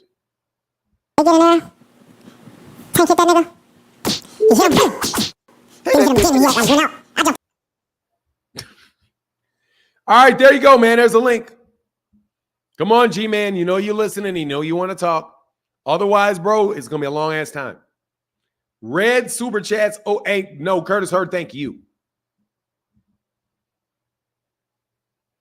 Wow, Vin Diesel's brother is a St. Clair. I'm just telling you, he looks like a white boy. And that's his identity. That's his fraternal twin. So you know he ain't no white boy with a brother coming out looking like that. But my nephew, I got a nephew that is, dude, this boy look like straight up white dude. As a kid, ain't no way in the world, bro. Like, ain't no way in the world you seeing this kid walk by you and you be like, yeah, that's a little Negro. No, he looked more like, no, not a chance. Now as he got older, he lets his hair grow longer and he lets it curl. So since he let his hair curl, you're okay, I see it in you a little bit. But if he cuts that shit off and brushes it, dog, he's getting through, man, his credit score going way up right away. Twins can have different fathers. Yeah, I guess. Or maybe if she's out there slutting around, dog. Or no, I'm sorry, not slutting around. Unless she tapped off two dudes within the same short amount of time, right? You talking about twin puppies? Twin lions? Twin lions can do that. Twin lions can do it. Twin lions can do it. You don't know which one it is, which one of the brothers it is, you know, because they can have get impregnated by multiple. Yeah. Nice. You say this? Oh, it is possible. I'm like, I mean, but you know, you got to be out there. So you got to be out there slinging it around, dog. Imagine you were born with an 800 score. Oh, let me tell you, man. People with women can as well. They can as what? They can do what as well? Yeah, because they can drop multiple eggs. That's what a fraternal twin is. Having multiple eggs. They get two separate eggs that get set, they get fertilized with two different sperm. Identical twins are the ones where you have one egg and one sperm. So but it breaks in two and creates two from the same one, which should really tell you a lot about stuff. Hey, man. Yeah, so yeah, I have a twin. I am a twin. Hey, yeah, I am a twin. I have a brother. We're not identical, right? Because that's a fraternal twin. Yeah, you are two different eggs. Your mother's a fraternal twin. Yeah, I mean, my sister has identical twin sons. So I've got identical twin nephews. And that's the only time I know of that happening anywhere in our family for that. Which makes me wonder, is that carried on the father's side? But it would think it would be carried on the mother's side because it's an egg thing. But I don't know, man. Whatever the case is, I'm glad I got them little two suckers look just alike. And them are my little guys right there, man. They grown now. Those are my guys, man. They like sons to me. If there's like my, I don't see them nearly enough, but they're like sons. I got 3 nephews. Yeah, I got 3 nephews and a grandnephew. So I got four. To all of them, I think, I got a grandnephew that I think of as a grandson because that's my sister's grandson. Then I got my older sister as a son that's my nephew. Still think of him like a son. And then I got my son. And then I've got actually I got 3 nephews by my sister. So we got 1, 2, 3, 4 nephews. I got 4 nephews. And I think I got 4 nieces. Ollie, I got my brothers, 2 with my sister, 1 with my other sister.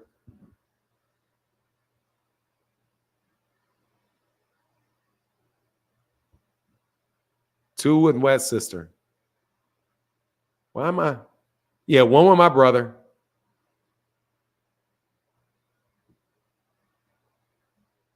And 3. My sister, one of my sisters has 2 daughters. And my other sister has 1 daughter. Oh, it runs on my father's side, the twin gene. Okay, that makes sense. Then it'd be my brother-in-law that was responsible for that shit.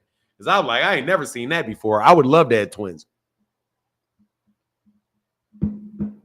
Fathers carry the twin gene. Okay, that makes sense because we don't have none that I know on my side. I was thinking it may have been his. So the father, okay. So yeah, Dykel does. Hey, man, that's my dude too. My brother-in-law. He's Cuban. I mean, doesn't speak a lot of English, man, but that's my guy, man. He said that mug is fire. Thank you, brother. Thank you, man. I might go get a new mug, man. My wife's mug game is on. Yeah. But all right, so he wasn't here. So anybody else want to get up here and yell at me? Nobody wants to yell at me. Nobody wants no smoke.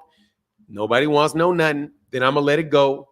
For now to have 10 kids, work a lot, man. Hey, man, I know you do. I'm going to be working my ass off. My son is about to go to school in a not cheap school. Not cheap at all. Oh, man, good. God, thank God. He ain't got nothing to say. He ain't got nothing to say. He got nothing to say. Nothing. But look, I'm going to get out of here. Much love to everybody in the chat. Curtis, thank you, brother, for your support. Thank you. And let me read off everybody that supported today in case he clicks it.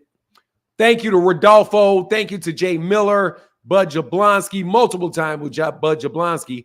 Says shout out to the haters. The Pull-Out Bandit, one of my favorite dudes on Twitter. Jason Fewell, Cheryl Austin, T. Wells, Gianni Legend. My guy, actually, I should do this as we go along. Rodolfo, thank you, brother. Jay Mills, thank you, brother. Bud Jablonski in the building. Bud Jablonski back at it. Thank you. The Pull-Out Bandit, Jason Fewell, Cheryl Austin, T. Wells, Gianni Legend, and Big Keith. Always a big supporter. No Mo, Curtis Hurd with the channel memberships. And if you got a channel membership gifted to you, please say thank you to Curtis. Hunter Young, Curtis Hurd again. Big supporter, man. He's huge. Thank you. Boxman in the building. Boxman out there hating. Boxman hating again. Curtis Hurd, Keith Nolan, an everyday supporter. Got his big time. Master Eden in the building. Keith Nolan. And my guy with the big $100 holler, the sponsor of the day, Curtis Hurd. And we also had a couple people I want to say thank you again to over there on the Cash App. Because look, man, if you sponsor the channel and enable me to do this, I got to say thank you. Some of y'all may be a little bit impatient with it, but it is what it is, man. Look, man, say thank you to the people that pay the bills. We had, over in the Cash App, we had 3 Cash Appers today showing that love. My guy, Tony,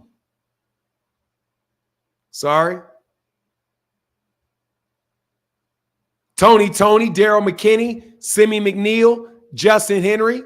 Thank you, brother.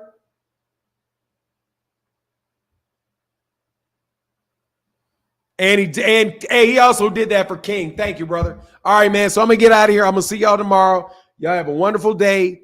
And with that, I'm out. Deuces.